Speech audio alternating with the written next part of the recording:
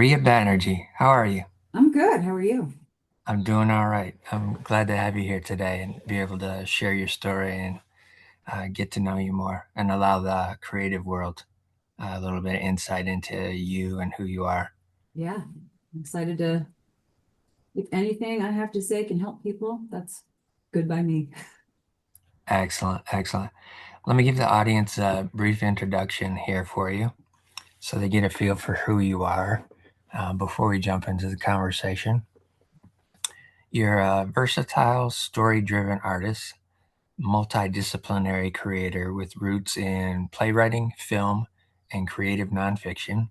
Your emotionally raw songwriting weaves narratives grounded in memory, loss, healing, and self discovery. You're an accomplished writer and staff contributor. You're currently a staff writer at Story Screen Presents, where you contribute to Kurtco Media's Moment of Your Time podcast, uh, Fatal Flaw Literary Magazine, and others. Your literary recognition includes a Pushcart Prize nominee for your work published in Streetlight Magazine, underscoring your distinction in creative nonfiction and storytelling. You're a professional voiceover artist where you've lent your voice to major brands like Beats from Dre and collaborations with respected agencies such as the Yonder Agency and Edge Studio. And as a musician, your current album release, The Place, explores how geography shapes identity, while a prior release, The Way Up, offers a honest chronicle of mental health journeys. So that's a quite a few things that you have going on creatively. We were It's discussing this before we hit record that a lot of creatives have to do that, branch yeah, into multiple areas. yeah. It's quite something to hear it all laid out like that. I'm like, oh, that is a lot. It doesn't feel like a lot when I'm doing it. I'm like, oh wow, okay. Yeah, Yeah. I've always found that kind of the same way myself. I've done so many things over the course of the years that it's hard to just concise it down to an introduction. Yeah, for sure. Um, so, like I mentioned, there's not a whole lot of structure to this other than my first question, and that Mhm. is, where were you born, and what was life like as a kid for Rhea? Ooh, okay. I was born in Washington, D.C. My parents, I'm a child of immigrants. My parents are from India. They came here in 1978. Came to DC both for grad school and then stuck around and then I came along. Childhood for me, the first 4 years of my life, it was very sort of how do I put it? It was I was born in the mid 80s, so it was kind of like, I don't want to say it was free range because you're not going to let a 4-year-old just like wander the neighborhood, but it was we lived in Silver Spring, Maryland, which is a DC suburb, and there was a playground right behind our house, Okay, and it was walking distance, and so it was easy to get there. And then also just a neighborhood full of kids, and everyone's parents were around. So it was one of those things where if I wanted to go outside and play on the playground, like, maybe my mom or my dad would walk me there, but they didn't necessarily feel obligated to stay because there's probably like 3 or 4 other parents there. I was like, all right, you make sure she doesn't kill herself on the slide or fall off the merry-go-round or whatever. right, right, So that was the first 4 years of my life. And it's funny that as I'm describing that, I know that that was the first 4 years of my life because I have seen pictures and I have talked about it with my dad, and I know it happened because there's evidence that it happened, but it was so long ago and so much shit has happened since then that sometimes I wonder if it's like a memory of a memory or if it's like a story I tell myself, because gotcha. my mother was diagnosed with cancer when I was 4 years old. And from there on out for the next 8 years, my life was basically just us dealing with her cancer. And she was diagnosed, she beat it back. It came back again 3 years later. She beat it back. It came back again 3 years later. She beat it back. Then it came back again a year later. And that's when I think her body just, I mean, I'm sure you've heard this before. treatment for cancer is Oh, almost yeah. worse than the disease, and so there's so Yeah. much chemo and so much radiation. And she had to have surgery in 1995 to remove scar tissue in her intestines from radiation treatment from her previous round of cancer. So there's just a lot of hospitals and a lot of Right. growing up in that kind of environment. But she was, like what was crazy about her, I'm crazy and exceptional about her, is that when she was in remission, you would never know that she was a cancer survivor because she was just very, sees the world, very, very confident, very outgoing. She refused to let the disease, define her. And Yeah. so in those moments where she was in remission, she was my mom. But then there were those years when she was sick and then she kind Yeah. of wasn't. So it was kind of like having, and then, and then it was me and my dad, and then she passed away when I was 12. And then it was me and my dad, from there on out. And sometimes I even say that, you know, I feel like I was raised by a single parent even before she passed because she sort of was Right. sporadically able to be a parent. Yeah. So, so that's kind of, those are the broad strokes. That's kind of the big picture. And then, what that kind of looked like on a day-to-day basis, this is something that I've only just kind of been able to put into words recently, is once she was diagnosed with cancer, I would describe the way I felt in the household or the way I was treated in the household. Again, this is with retrospect. I did not have these words to describe it when I was a child. I would Sure. call it benign neglect. Not malicious, obviously, not, but when you've got a parent who is sick and the other parent is very focused on caretaking the sick parent, Yeah. I was kind of left to my own devices for a lot of my childhood, those 8 years. Right. And kind of, I was a little, especially towards the end, I was involved in her caretaking as well, which in retrospect, I think did quite a number on me because that's a lot to put on an 11, 12-year-old child. For sure. But then, it was a lot of just, I figured things out for yourself. I taught myself how to cook. My dad showed me how to to do laundry when I was 6 years old, and Yeah. it's kind of left to do all of this, kind of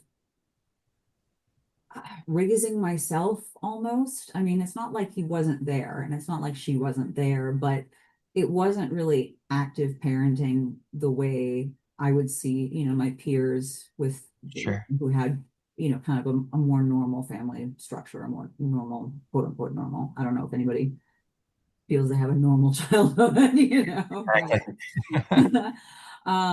so that's, and then it was me and my dad after my mom passed, and my dad and I have, we have a good relationship. It's difficult, but not difficult in a toxic way. It's just difficult just because it was me and him while she was sick, and then it was suddenly me and him in isolation. And I would describe my relationship with him after she passed. It was very, a lot of my friends have commented that we don't seem to have a typical parent-child relationship. We kind of relate to each other more like friends almost. Sure. So and I would say growing up with him was a little bit like living with a really like a cool but also extremely annoying roommate who also Okay. made the house rules. So Gotcha. that was the kind of dynamic. But we're close. And then we are still fairly close. He lives in I at that point we were living in the last few years of my mother's life, we were living in San Francisco. We had a little stint in Chicago in between, and then we moved to San Francisco, and that's where I remained for the rest of my youth until I went to college. And so yeah, it was just, me and my dad living in the Bay Area, and just a very sort of, very chill kind of parent-child relationship. My friends in school all loved my dad. I joked that my dad was more popular than me. Even now, I went to my 20th high school reunion a couple of years ago, and before people are like, "How are you?" They're like, "Oh my God, how's your dad? How's your dad doing?" We love your dad. We miss your dad. Uh, So my dad's a cool guy, and but he's in California. I live on the East Coast. I've lived in the New York area for pretty much my entire adult life. I came to New York for college and then stayed. Okay. So we talk frequently, we text daily. He likes to come visit me because he likes to come visit New York. I don't go back as often as I did in college, mostly because I'm really bad on airplanes. I just have terrible, terrible anxiety and Same. a long flight to California, and he doesn't mind flying. So I was like, yes, come visit me. We've got a guest room. It's all good, you know. Um, but yeah, that was sort of my childhood experience was just, the first 4 years was sort of this maybe idyllic existence that I don't even know if I fully remember. And then there was just sort of 8 years of, watching my mother battle something horrible and sort of being left to my own devices. And then, you know, me and my dad. And then even then, by that point with me and my dad, he knew that I was independent. I could take care of myself. He was the minute I was old enough to get my learner's permit, he was like, let's get you driving because then I don't have to give you rides everywhere. Right. You Yeah. can be independent. He was very, very big on making sure that I was able to be independent. Not because he wanted me out of the house necessarily, but he was like, it's better for you. It's easier on both of us if you're not always having to beg for a ride. For Um, sure. so yeah, so that was my childhood experience, and it's something that um, when my mom passed, my dad and I were and some of it is just we weren't necessarily expecting her to pass when it happened.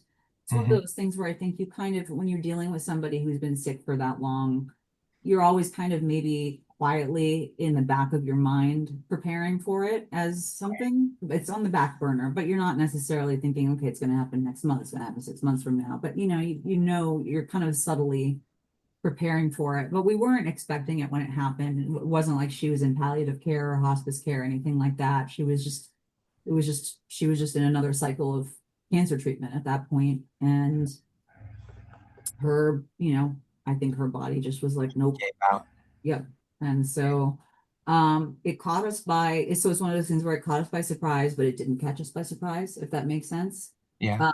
And she was also very much the kind of person where she was like, whenever I do go, I forbid you to allow that to define yourself. Don't sit around and wallow in misery and oh woe is me. She's like, that's not, I want you guys to be happy and live a full life, and obviously don't forget about me, but don't fall victim to grief.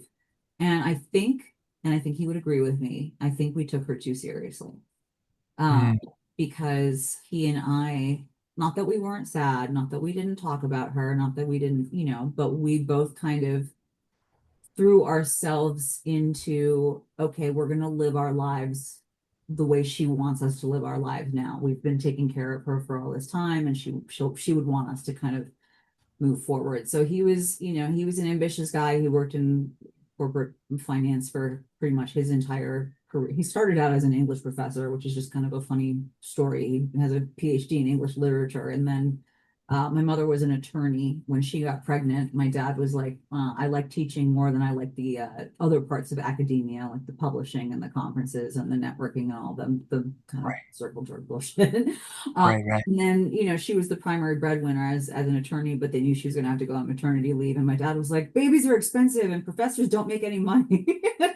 I don't even Yeah. know if I want to do this anymore. So he went to business school and landed in banking. And then that's my entire life knowing him. He worked in corporate finance, but he's got this very literary creative bent. And I think that is something, he's a writer as well. And I Okay. think very much that part of me is something that I got from him. He loved to read. We talk about, writing all the time. And so, Yeah. um, so he was ambitious. So he was like, okay, I'm going to throw myself into my career. And I was a theater kid back then. So I was like, okay, I'm going to get really into, being in plays and writing plays and getting involved in, arts and performing and stuff like that. And, doing well in school. And, it was all very like future. Let's figure out what the future is going to hold for us. And then at a certain point, it happened at a different time for both of us. When my dad was in his, it was when I was in college, so he was in his mid 50s. He took a job in New York in purchase with MasterCard. I was in my junior year of college at that point, and I think his thought process was, "Hey, I'll move there. She's in college in New York. We'll be closer together, and that might be a good thing." And then what he realized very quickly, number one, was he'd been living in the Bay Area a long time, so there's a lot of culture shock that he was not really prepared for. The minute the temperature dropped below like 60 degrees, he was like, "Oh hell no." For Like, sure. and then the job was also very, very high pressure. And he was at a point where he was like, "Do I need to be working 80-hour weeks at this point? She's in college, she's fine. Maybe I need some space to have a life of my own."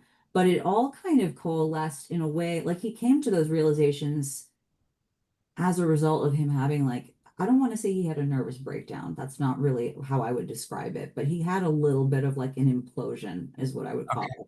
All right.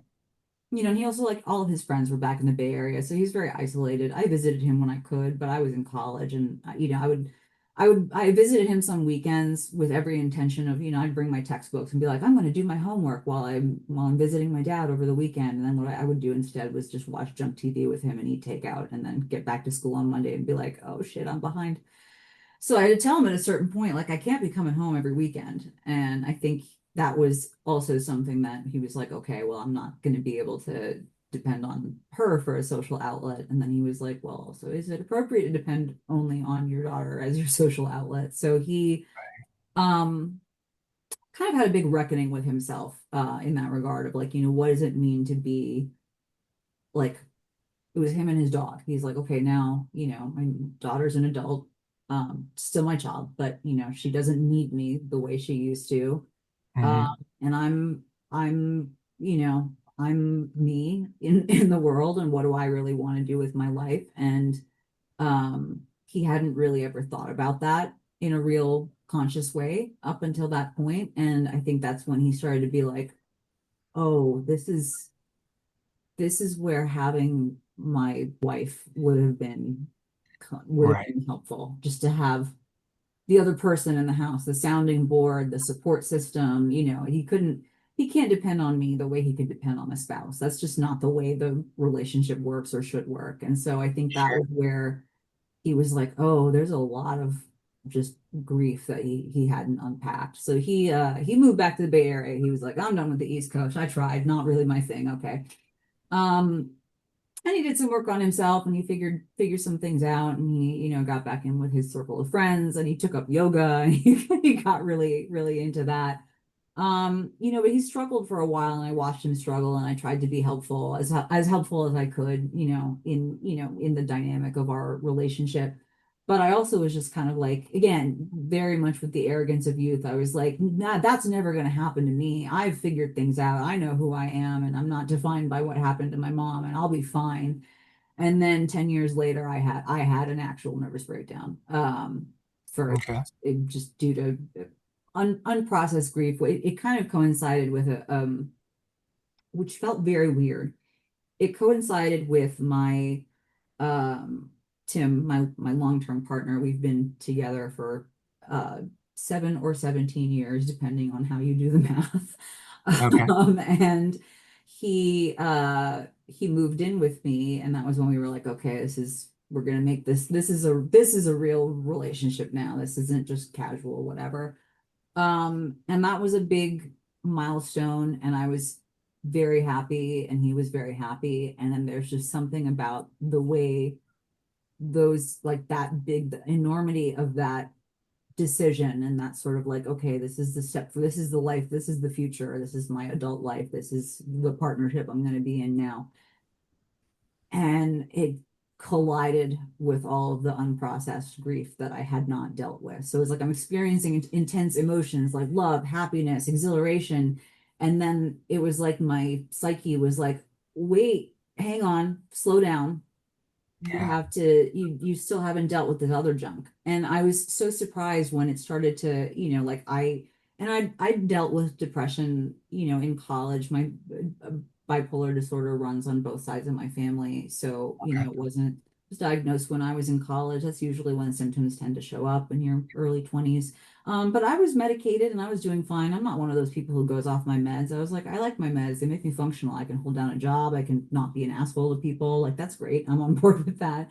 Yeah. Um, and then the meds stopped working and I was horrendously depressed. And it was just so strange to be like, I should be happy. This is a big moment in my life and I should be happy. And instead, I just felt like I was completely like going off the deep end. And and I've talked to many therapists over the years and trying to understand like why would something that's so happy, a happy thing in my life have caused me to fall into like a deep pit of like despair to the Right. point where I got to the point where I was suicidal. And because what was happening was I was depressed and Tim had moved in with me and it was supposed to be a happy thing, but I was depressed. And then it was like, he's here, we should be happy, but I'm making his life miserable because I can't get a hold of my own self. And, you know, to his credit, he didn't go, running, but he was, this isn't exactly what he signed up for either. He didn't put it in those words, but I'm sure that's not really what he was expecting when he moved in with his girlfriend. And so there was a Sure. part of me that felt guilt. And so it was like the guilt was compounding the depression, and the depression was compounding the guilt, and felt like I was treating him badly. I had a hair trigger temper. I was freaking out all the time. And I was just like, I'm no good to anyone right now. And that kind of got me to this just very, very, very dark place. Okay. So I don't want to overshadow this part of what you're dealing with at that point in life. Hmm. What I would like to do though is go back to the childhood scenario. Hmm. Sure. Um, because you mentioned you guys moved a few times uh, Hmm. before you ended up in New York. When you started off in elementary school, was that in Chicago? Did that take place, or were you still in Maryland? I was still in Maryland. I did kindergarten and half of first grade in Maryland. That Okay, was also a rough transition to move halfway through a school year. right. Um, and the school that I was at in Maryland, it was a Quaker school. I love that. I still remember that was like some of my happiest like childhood memories were at that school. I had, it was just a really, really great environment. The teachers were amazing. I had great friends, and it was just like really, really like a fun school experience. And then my dad got a job that took us to Chicago. And I think in retrospect, they would have timed it differently so I could at least finish out the school year. Sure. But what happened was you know, fall semester ended, we moved, and then I started at a new school in Chicago, halfway Right. through first grade. Always tough being a new kid. It's very awkward being a new kid halfway through a school year.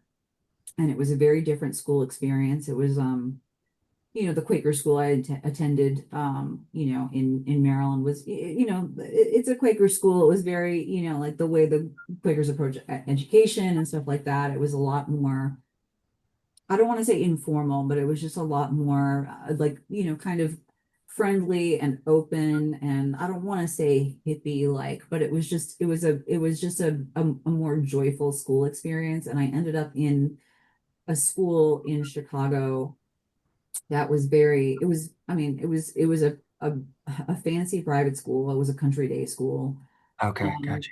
and just a lot of very, very rich kids whose parents voted for George H.W. Bush in the election. So that's demographically, that's kind of who I was dealing with, just a very, very conservative environment. Um, and it was a larger class size, just a bigger school in general. It was a K through 12 school. And I felt so very small and so very alone. And then, coming in halfway through the school year, and I was one of maybe three kids of color in my class. It was a very, very white school, and that was something that back then kind of put a little bit of a target on my back. I wouldn't say that I experienced like terrible overt racism, but I was pegged as different. Sure. And, and I didn't necessarily think of myself as different. I was born in the Right. States and I grew up in the States, and that's my experience, but I look different. And that was, and I have a foreign sounding name. So I felt very uncomfortable and out of place. I did not have many friends in that school. I had one very, very good friend, and that was kind of it. And then where I really kind of found happiness in the brief 3 years we were in Chicago, that was one of the years we were there was my mother's cancer came back, which was very hard. And then I joined outside of school a professional children's choir, the Evanston Children's Chorus. Is that what we were called? I don't even know if it still exists. But it was a really, really great outlet. In retrospect, I see that as kind of that might have been the beginning of my music career, Okay. so to speak. Because it was one of these, you had to audition to get in. It wasn't just like a here, sign up on the clipboard kind of thing. Right. And I had really, really great friends through that choir, but kids from all sorts of different schools in the area. So not people that I interacted with on a daily basis, but people who I would see twice a week at rehearsal. And that was a really, really good experience. Just not just for the social, just like to feel like I was welcome somewhere, but also just like, the singing in a group of people, and just sort of the sort of the healing and the calm that comes with singing when you're, living in a home where you're watching your mother be very, very sick. And the highlight of my time in that choir was we got to do a performance at, Chicago's Symphony Hall with, the Chicago Symphony, and that was a very, very cool experience. And then, and then right after that, my dad got a job that took him to San Francisco. And at that point, I was like, I cannot believe you're making me move again. Um, Right. I only feel like I just am getting comfortable here. I'm still not really wild about school, but I've got this, like great landing pad with the chorus, with the choir, and I want to stay with them. Yeah. Um, but it was a good job. It was a job that was too good to turn down. My mother stopped working when her intention always was to go back to work after I had, gotten to kindergarten or whatever, but then she got sick and then she never actually went back to work. She was a great attorney. But she just, it wasn't feasible for her to return to work. So Right. it was basically, my dad was the only one pulling in income. So he was like, this is a good job. It's too good to turn down. We need the money. So we moved to San Francisco, and and I think also to a degree my parents thought, I think if you were to ask him now, that the kind of the climate in the Bay Area was probably a little bit better for my mother's health. I don't know if that's true or not, but you're not dealing with the extremes of a Chicago winter and For sure. like that. And she really loved it there. And so, I had no choice in the matter. I had to come along, but I kind of didn't want to go on principle because I was like, I only just got used to the first move, and now you're making me do it again. Yeah. And I kind of, and I ended up in a school very similar to the one that I was in Chicago, but it was a little bit friendlier just because culturally people in the Bay Area are friendlier, and a little bit more politically in line with the way my family was. So it wasn't like a horrible like, oh, I'm here and people are being mean to me again. It wasn't all bad, but I went there kicking and screaming, and I was always resistant to being there, even when I kind of had, found friends and found a place for myself and got involved in theater in school, and had outlets that way. There was always a part of me that's like, but I still don't want to be here, just on principle. I can't believe they did this to me again. Yeah. And And what grade level was that? that was fourth grade. Fourth grade. Okay. Yeah. So I want to back up just a little bit again Sure. because your energy completely shifted when you were talking about elementary school at the Quaker school. Yeah. and that environment. And Yeah. I want to dive a little bit into how that kind of shaped that joy for you Yeah. outside of the home. Yeah. Did- Were you able to connect with some of the other students in a way that seemed easy and natural for you? Absolutely. Absolutely. I would say that it was a very small class size. So I want to say there was maybe 15 of us, Okay. 12, 15 of us. I called every single one of them my friend. We were all friends. There weren't like friend groups. There wasn't a clique. There wasn't popular kids, not popular kids. We were Right. all one unit friends. And I had a couple that I was especially close to. I had like one, BFF back then or whatever. His name is Philip Mussenden. I still remember his name. He probably doesn't Oh, remember wow. me, but his name, I'll never forget him. Yeah. So we used to play on the teeter-totter. Okay. That's what I remember. God, Yeah. 30 years later.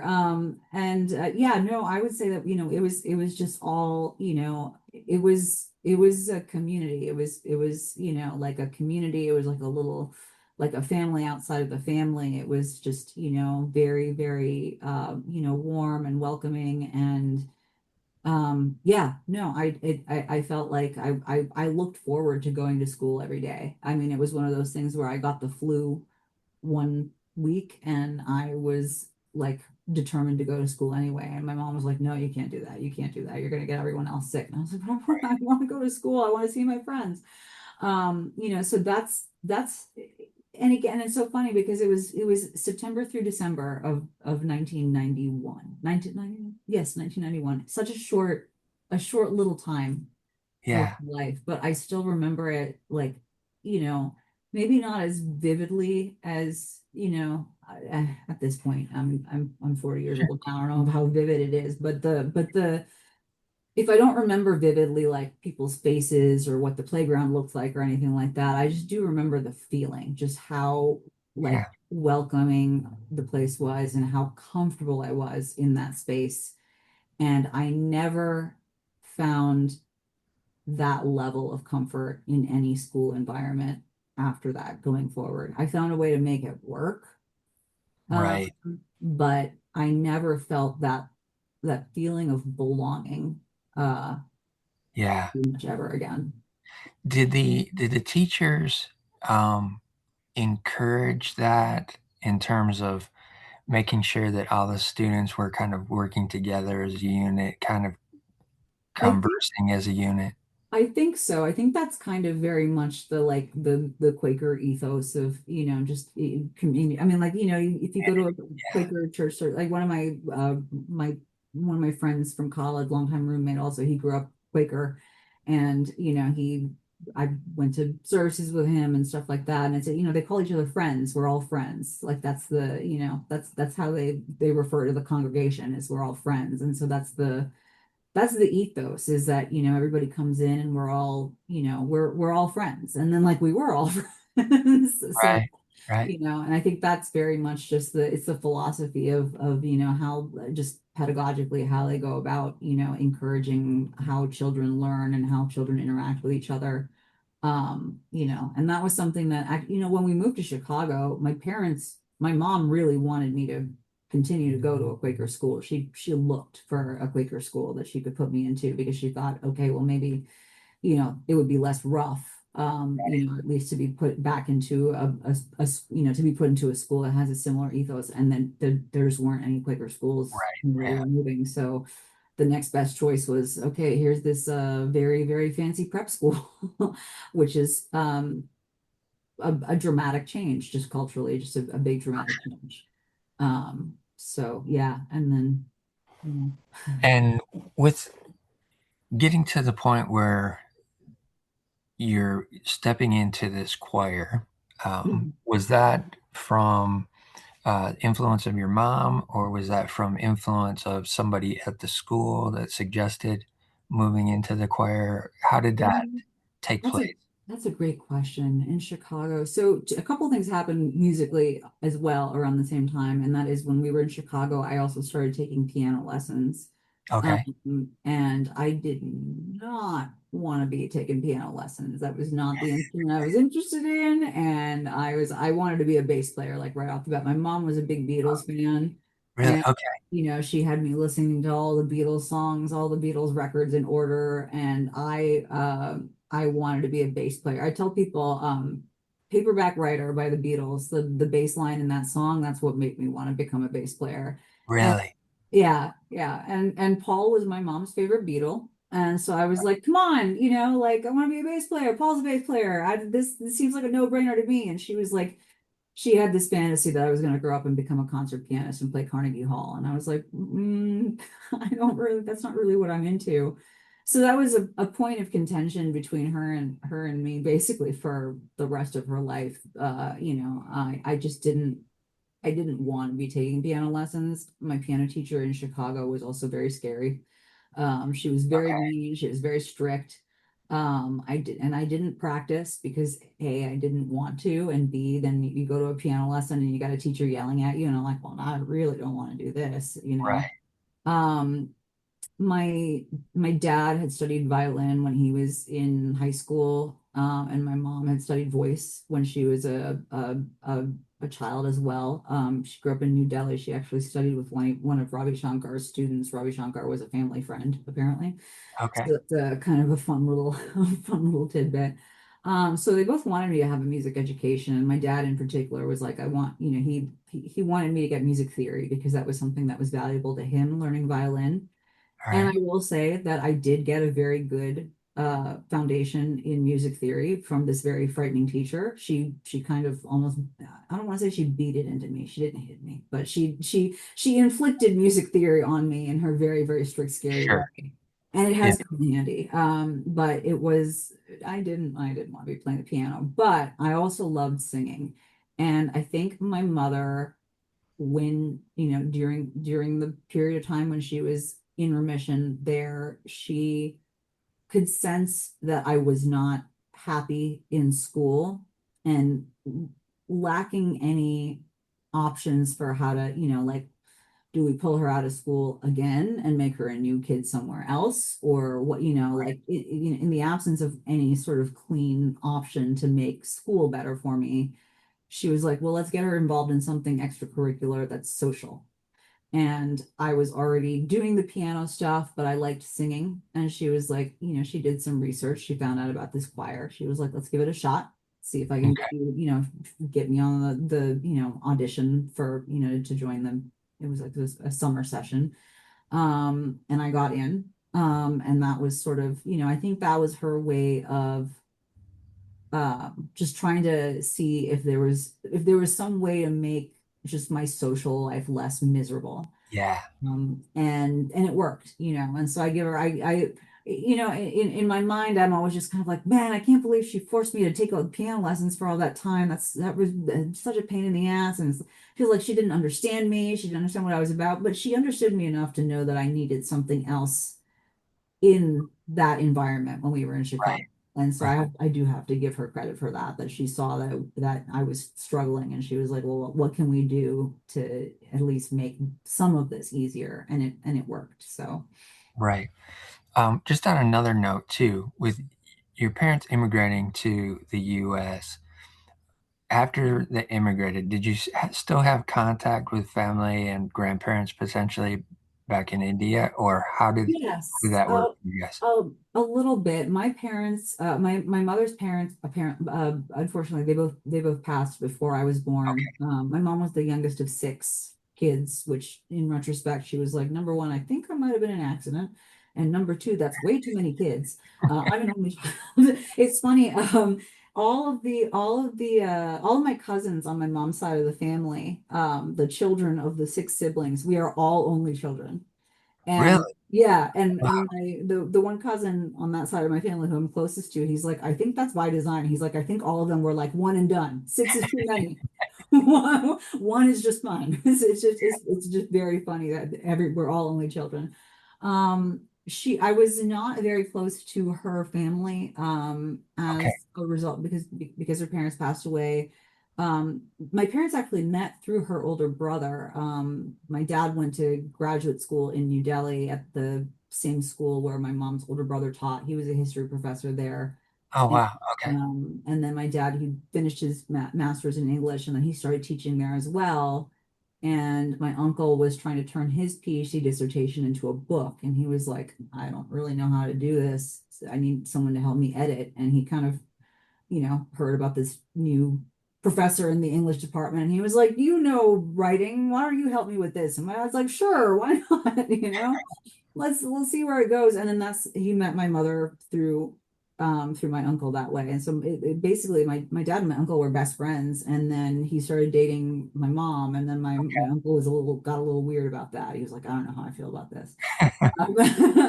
And then and my mom was very close to her older brother too. I think that was also part of that. There was a little bit of a tension there, not just like, hey dude, you're with, dating my younger sister, but also just like he felt like she was pulling away as well, which is that's Okay. just what happens. But they Yeah. were close growing up, and I think just because there were six of them, and it was like, and there were the three oldest sisters, and then there were two brothers and my mom was close to the two brothers, and so I think he felt her pulling away, and he was like, no, don't, I don't want to lose you, and it got a little complicated. um and so for a while, like they stayed in touch, but not as closely as my dad stayed in touch with his family. And so my dad grew up in Calcutta. My grandparents lived there. My dad's younger sister lived there. His older brother lived there. My dad's older sister moved to Paris after college. She's an interesting lady. I love her. Her mission in life, my dad says, for as long as he knew her, was when she grew up, she wanted to be French. Um, so she took French, studied French in school, French literature, French language. She taught. She got a scholarship to the Sorbonne, and she left for Paris with like $50 in her pocket and just ambition. And she went there and she studied there and she met my uncle there. She was very, very sweet, guy from the south of France who moved up to Paris for school, and they got married, and she's lived there. She's lived in France for 60 years. She's almost more French than my uncle, I would say at this point. Um, Right. so we were in touch with her as well. And my cousin, her son, he's half French, half Indian. He and I always kind of had a bond because we're the two cousins on that side of the family who were not raised in India. My dad's older brother has three kids who were still raised in India. So just culturally, me and my cousin's name is Pierre Francois, which is a very, very French name. Right. I call him PF, which annoys him. I started doing that when I was a kid. I was like, your name's too long, man. Sorry, I can't. And he was like, oh, okay. And then the whole family started calling him that. And he was like, oh, of course. Okay. All right. Thanks. Thanks Yeah. a lot. But yeah, no, so PF and I were always, we always had that sort of bond as like the outsiders, at least on, that side of our family, just because we were not raised in India. Um, and we would visit. How often would we visit? When I was young, we visited a few times when I was very young, and then during the time period when my mother was sick, just kind of any sort of international travel was on hold. Gotcha. And then after she passed, my dad and I would go every year. We would go to Calcutta just to visit my grandmother. My grandfather, my dad's father, passed away when I was about 6 or 7. Um, Okay. but we would go there to see her, and then my dad's younger sister moved in with their mother, just to help, so she wouldn't be alone. Sure. Um, so we would go, I think pretty much almost every year we would go around Christmas time, and spend a couple of weeks there. And then we did that for a while, and then my grandmother passed away in 2005. So I was in college. She was, she was in her 80s. She very long in very interesting life. And Yeah. but she had Um, she had a stroke when I was still in high school, and then she never really, she never really fully recovered from that, and then Gotcha. had a, Okay. and so that kind of is what ended up being the end for her. And the thing is, when she passed, that was sort of she was sort of my real anchor to India at that point. Okay. And losing her kind of was, I'm not very close to my cousins who still live there. And I don't dislike them. It's just we just don't have a whole lot, Sure. Yeah. and so my grandmother was kind of my last anchor to India. And so I actually have not been to India since 2005. Okay. And was there something special about her that you really remember that She made that Yeah, connection strong? she was what I loved about her was she was very quiet. My dad's a bit of an extrovert and Okay. very, my grandfather was a big personality, so they balanced each other very well. So she was quiet, but she was just like a very, very keen observer. And she kind of saw all and noticed everything, and she'd file it away in her head, and then you would be talking to her later, and she would just have these really great insights into like because at Christmas time, it was not just my dad and I would visit, and oftentimes my dad's older sister in France, they would come and visit as well. So we'd all kind of like invade their house at the same time. And then my dad and his two sisters would start arguing. They have the same argument that they were having since they were teenagers. And then I'd have my dynamic with my dad, and PF would have his dynamic with his parents, and then we're kind of the two weird, like, foreign kids in India. And I just remember she would just sort of observe it all and take it in and file it away. And I would talk to her later, and she just knew everybody. She just had everybody dialed in like right away. She was like, I know exactly who all of you are. And she's like, she just found the dynamics fascinating of how, like everyone was interacting as they would get old. She was the one who said in those words, she goes, your dad and his sisters are literally having the same arguments that they have been having since they were teenagers. She's like, it's the same fight. It's just they're older, but it's the same basic problem, like. Yeah. And as an only child, and my French cousin, also an only child, we were also very fascinated because we're siblings. We don't know what that is. So they'd be arguing with each other, and we'd be like, "This is fascinating." And then later on, my French aunt, she was like, "You guys must be horrified," and we're like, "No, this is like a sociological study. This is great. We don't know what this feels like." Right.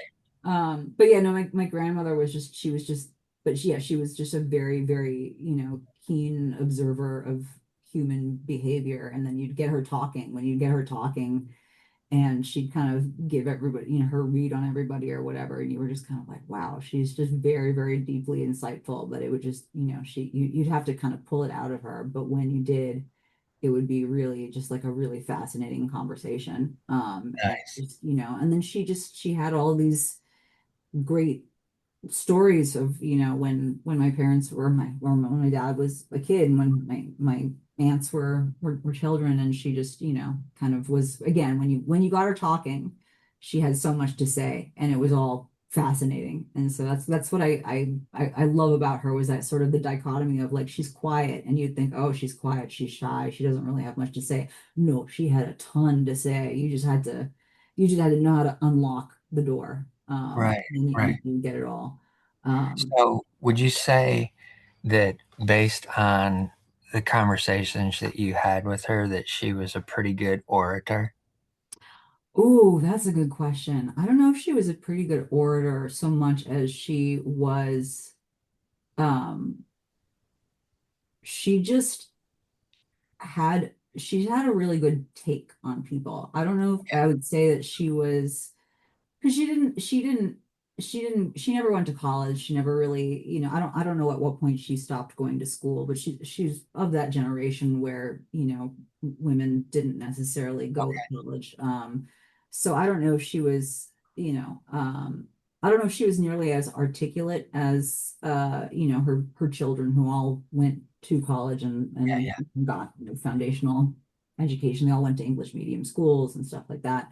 Um, So she wasn't a good orator necessarily, but she was just very observant. And when you got her talking, she had a lot to say. And sometimes it was a little bit, oh, I noticed this, and that reminds me of this, and that reminds me of this, and oh, and then this. And it's funny because if you talk to Tim, my boyfriend now, he says if I tell a story, I'm the same way. I'll tell a story and then I'll be like, okay, here's a tangent, and oh, and then this reminds me of this tangent or whatever. Oh wait, what was I originally talking about? Let me finish that story first. And so that's, I feel like that was a Sure. little like what it was like talking with her as well. It was like she had so much to say, and then it would kind of go all over the place. But by the end of it, you'd end up with a lot of really interesting information. So the conversation was always colorful and Yes, brought yes, it in many was. different angles. Yep, yep. Okay. In her own kind of quiet, dry. She had a very dry personality as well, which is what, when she would make these kind of, very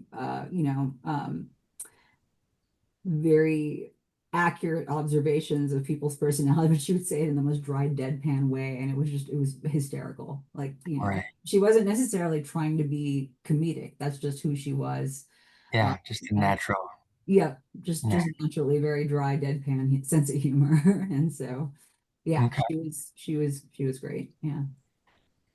With being born here in the US and then having the opportunity to go back and see the differences in culture, Hmm. those are two very different cultural environments Absolutely. Yeah. between the US and India. Yeah. Was there anything that you can remember from your younger years that may have made a lasting impression on you in terms of being back in that familial culture? That's interesting. Let me think about that. What I remember honestly when we would go back to visit is um they when and this happens to my dad now too, even though my dad he grew up there. He's been living in the States for 60 years at this point. Yeah.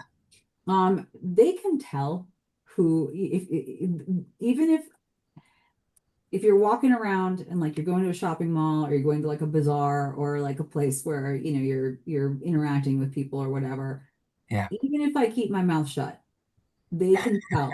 They can tell that you're not Indian from India. They can tell. Yeah. They can probably even figure out that you're American because it has something to do with body language, the way you carry yourself or whatever. I Okay. could, I could go out wearing Indian clothes and they still knew. They would know. And the thing is, once they know that you're not really Indian from India, then if you're trying to haggle with them or whatever, they know that they can out haggle you or they can they got. So I just remember, I would go back there and I'm surrounded by family, people who look like me, go out in the world, all of a sudden it's a city full of people who look like me, but I'm still very much not of this Out of place. place. Yeah.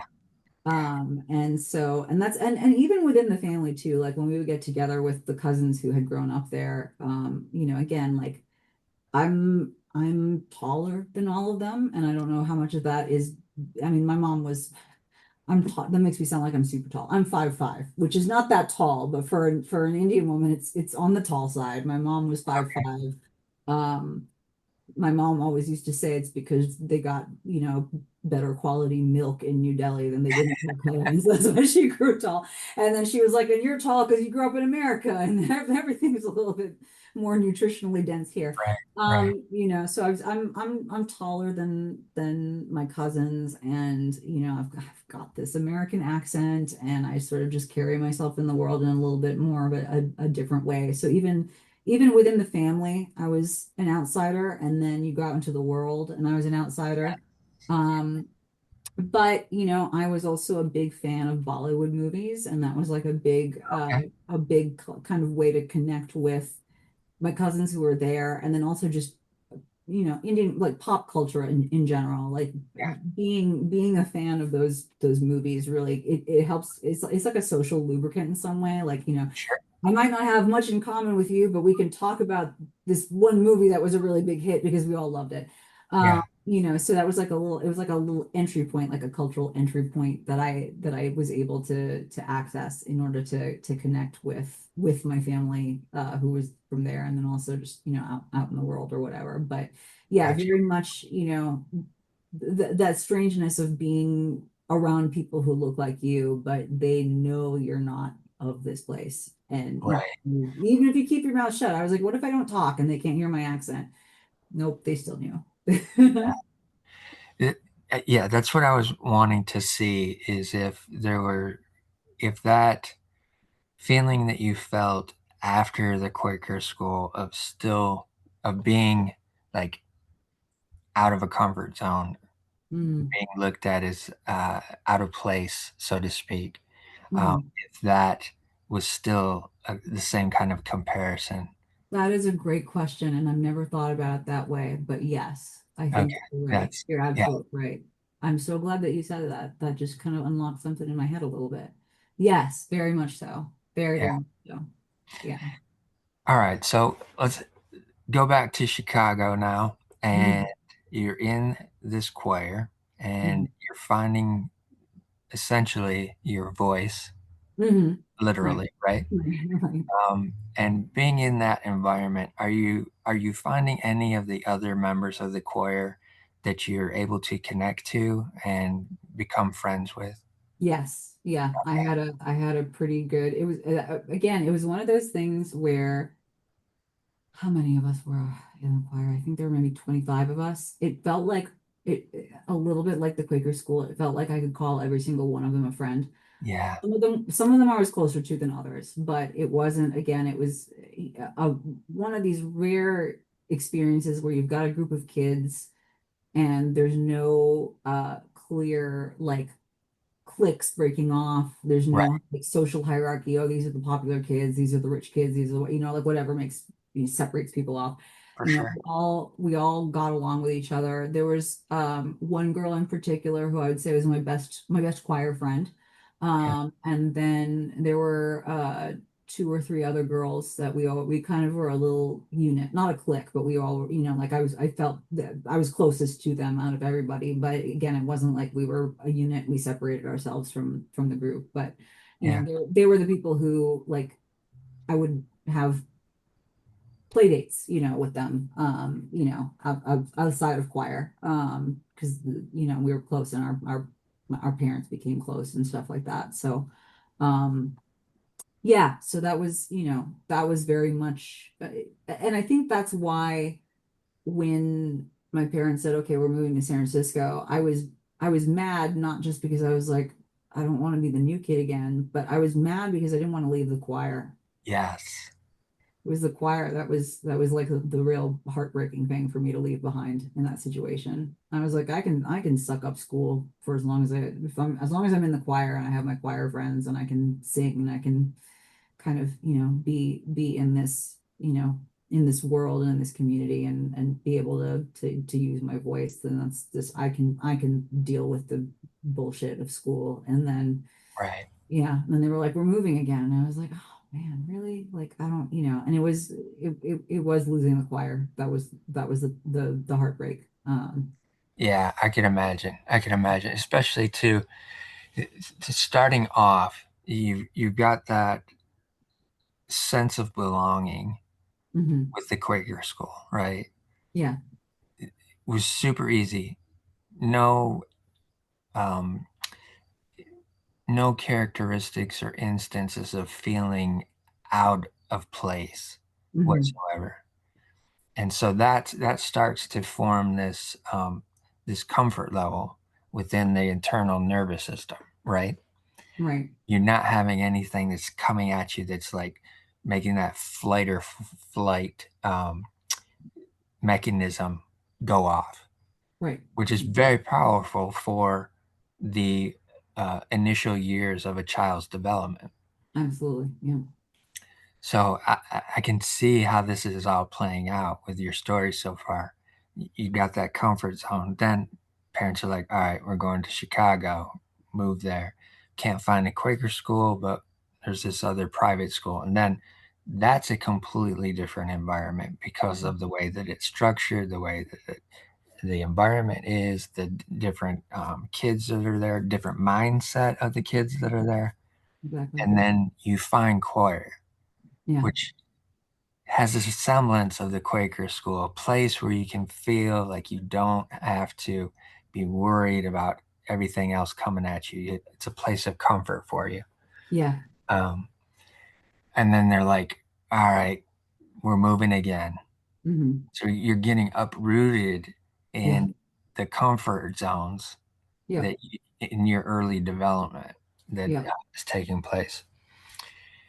Once you get out to California, San Francisco area, Hmm.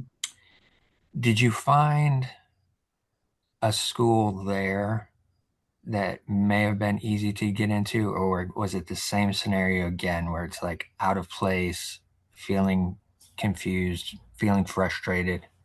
I would say that the elementary school I ended up in, elementary and middle school I ended up in, was certainly a friendlier demographic of kids. Okay.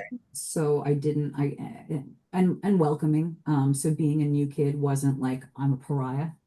Yeah. They were happy to have a new kid and to welcome me into the fold. I and I made friends, but I don't think I can say that I ever found that level of comfort and belonging Okay. then. And some of that might have just been because at that point I was like, fuck this shit. I'm tired of trying to, trying to assimilate myself into a new environment again. Like this is ridiculous. And some of it is also just like honestly, Bay Area culture is its very own animal. I don't think Right. personality wise I ever really fit into that paradigm. Okay. There's just a lot of, and then I ended up going to a high school. I call it was a hippie ass high school. It was founded in the 60s. It was literally a block away from Haight-Ashbury. It was founded by a bunch Okay. of hippies. When I was there, like untraditional grading policies and lots of, like it was very arts focused, which was great because I was involved in Okay. theater and stuff like that. And that's when I got into playwriting. And it was very small. I think there was 250 students total when I was there. Okay. And it was just, we like mandatory every year. Every class would be sent on a camping trip where we would bond in the, we would, the big one was junior year. They would send us to Joshua Tree and we would bond in the desert for 5 days. And I'm not really a camper. And, Me either. yeah. Hate And it. I took like 5 days in the desert. I was like, I want to shower. I want food that's not like oatmeal or like stew or tacos, whatever you can make over a Right. campfire. And then also like there's just something about like the idea of like we're doing this so that you can mandatorily bond with your classmates. And I'm just like, oh, come on, really? Like there were 67 of us in my graduating class. We were at the time the biggest graduating class in the history of the school, Oh wow. which is crazy. And again, it was not, it was similar but different to the Quaker school in as much as there were there were cliques, but it wasn't like toxic. It wasn't like the Yeah. Mean Girls movie or anything like that. It was just like there were just groups of kids who were into different things. There was the Right. theater kids. There were the, like the more kind of sports athletically inclined kids. At that time, there weren't that many. It was still a very hippie school. Our sports teams were a joke. Okay. Now all of the alumni mailers I get, they've pivoted to like a hardcore college prep environment now. All of the alumni mailers I get from them are like sports teams, and this person, like, one of the class of 2012 has gone on to the WNBA, and I'm like, what? Like that's just Right.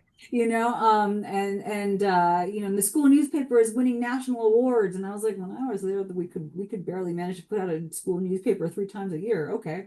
It was just a lot more loosey goosey when I was there. But it was, we had the arty kids, the theater kids. We had the, like the minority population of kids who are like, into soccer or cross country or Right. whatever. Yeah. We were in the hate. They're the stoner kids, and like, but and they're fine. They're fun to hang out with. It wasn't like, oh God, them. But it was definitely, but everyone, there were these little factions, but there wasn't animosity. It wasn't like anybody was looking at anybody else and being like, oh, we don't like you, or we don't respect you. Right. So it wasn't like toxic, like I said, it wasn't like a mean girl situation. And to a degree, I found people, especially just, getting involved with theater, and specifically like playwriting, and that kind of subgroup of the theater kids who were interested in writing in addition to performing. Um, Yeah. I found some close friends that way. Um, Close friends, I say, and I look back on it now, and in retrospect, I'm really only in touch with one. Okay.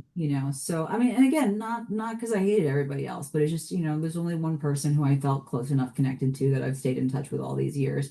I went back for my 20th reunion a couple of years ago. I was happy to see everybody. Everyone was happy to see me. It wasn't like, oh God, her, Yeah. like, um, but it just, the ties were just not that strong. Sure. They were good kids, they were good people. I did not, it's not like I hated my life there, Hmm. but it wasn't that comfort thing that you're talking about of Yeah. like the choir or the 3 months in the Quaker school. It was still always, I still always felt a little bit of a detachment.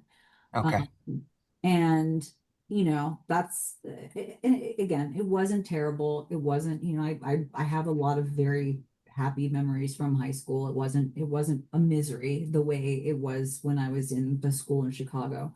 Um, Sure. but again, just not very, just the ties that I formed there just weren't very strong. Um, Gotcha. and then, and my whole thing, I would say pretty much from the moment we got to California up through when I graduated from high school, my mission was to get out. Right. I don't want to be here. I didn't want to come to California to begin with. I don't think culturally this is not my personality. I'm not really into this hippie stuff. Yeah. That's not really my thing. And at that time, I mean, now San Francisco has become just tech bros and everything's overpriced, and it's, like, but when I was growing up there, it still had a little bit of the flower child sort of vibes.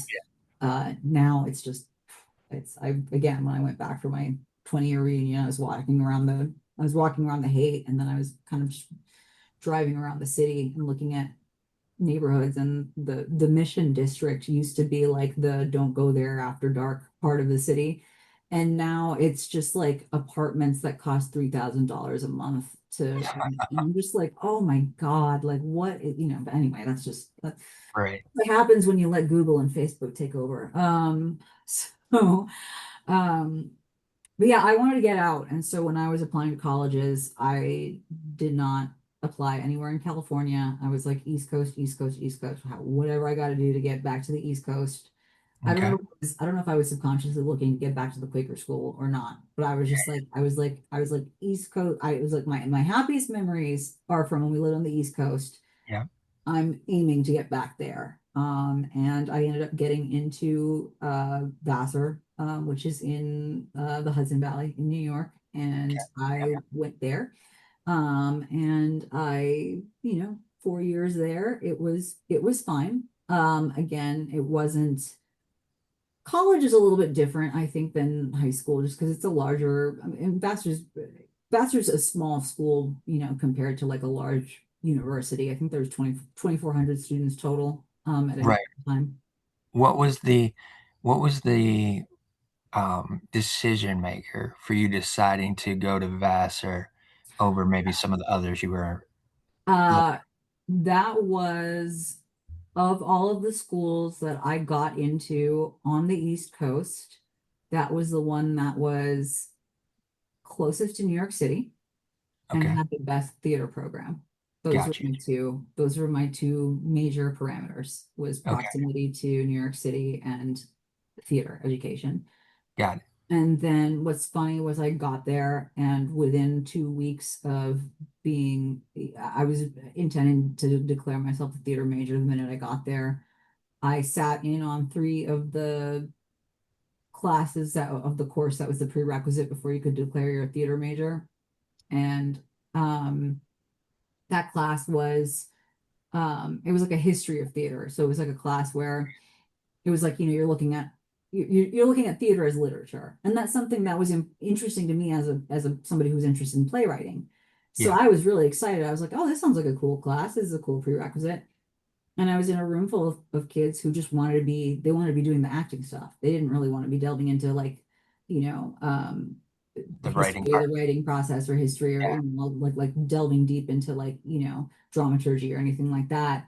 Yeah. And I got the sense that the professors didn't really want to be teaching. It was like a team taught class, so all the professors in the department were teaching it. Got the feeling that the professors were just kind of like, yeah, this is a formality. We just have to get through this. And I was like, well, the professors don't even want to be doing this class. Like, this is a bummer. Um, and so I was like, what do I do now? And I just ended up going across the hall in the theater and film building, and I ended up as a film major. I was like, Okay. I don't want to go far. I like movies. There's still, and there's, and then again, even in the film department, there's the kids who wanted to make student films, but there were enough kids who also were interested in history and film theory and criticism and stuff like that. And that spoke to me very much as, and that sort of literary bent I have when I look at art. Okay. So there was a little bit more, it seemed like just the department was more open to that type of learning. And I was like, okay, cool. And I like movies. So win-win.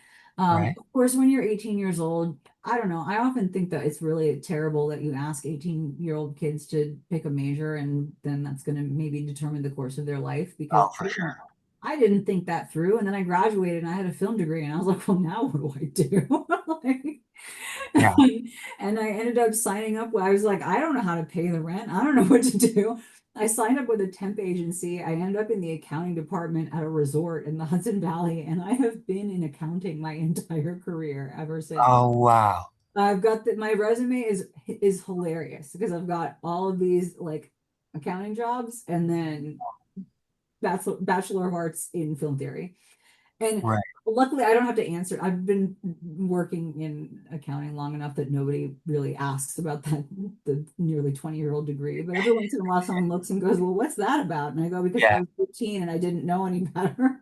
Uh, Yeah. but I mean, the thing is, I think any liberal arts degree, they teach you how to think, they teach you how to read, they teach you how to think critically and write coherently and communicate well. And I think that that's valuable no matter what the subject matter is. In retrospect, I wish I'd maybe done something a little more practical, but Well, what's interesting too Mhm. is you said you've been in accounting for so long, and your dad was in finance. I know, yeah, we have the same, So we it's kind of like, a similar thing happening where he yeah, flipped from English to finance. And yeah, no, that's something that we uh noticed at some point in the last 10 years. I was like, did I just do the same thing you did? And he was like, yeah, maybe not for the exact same reason, but yeah, it's a question of practicality versus passion, I guess.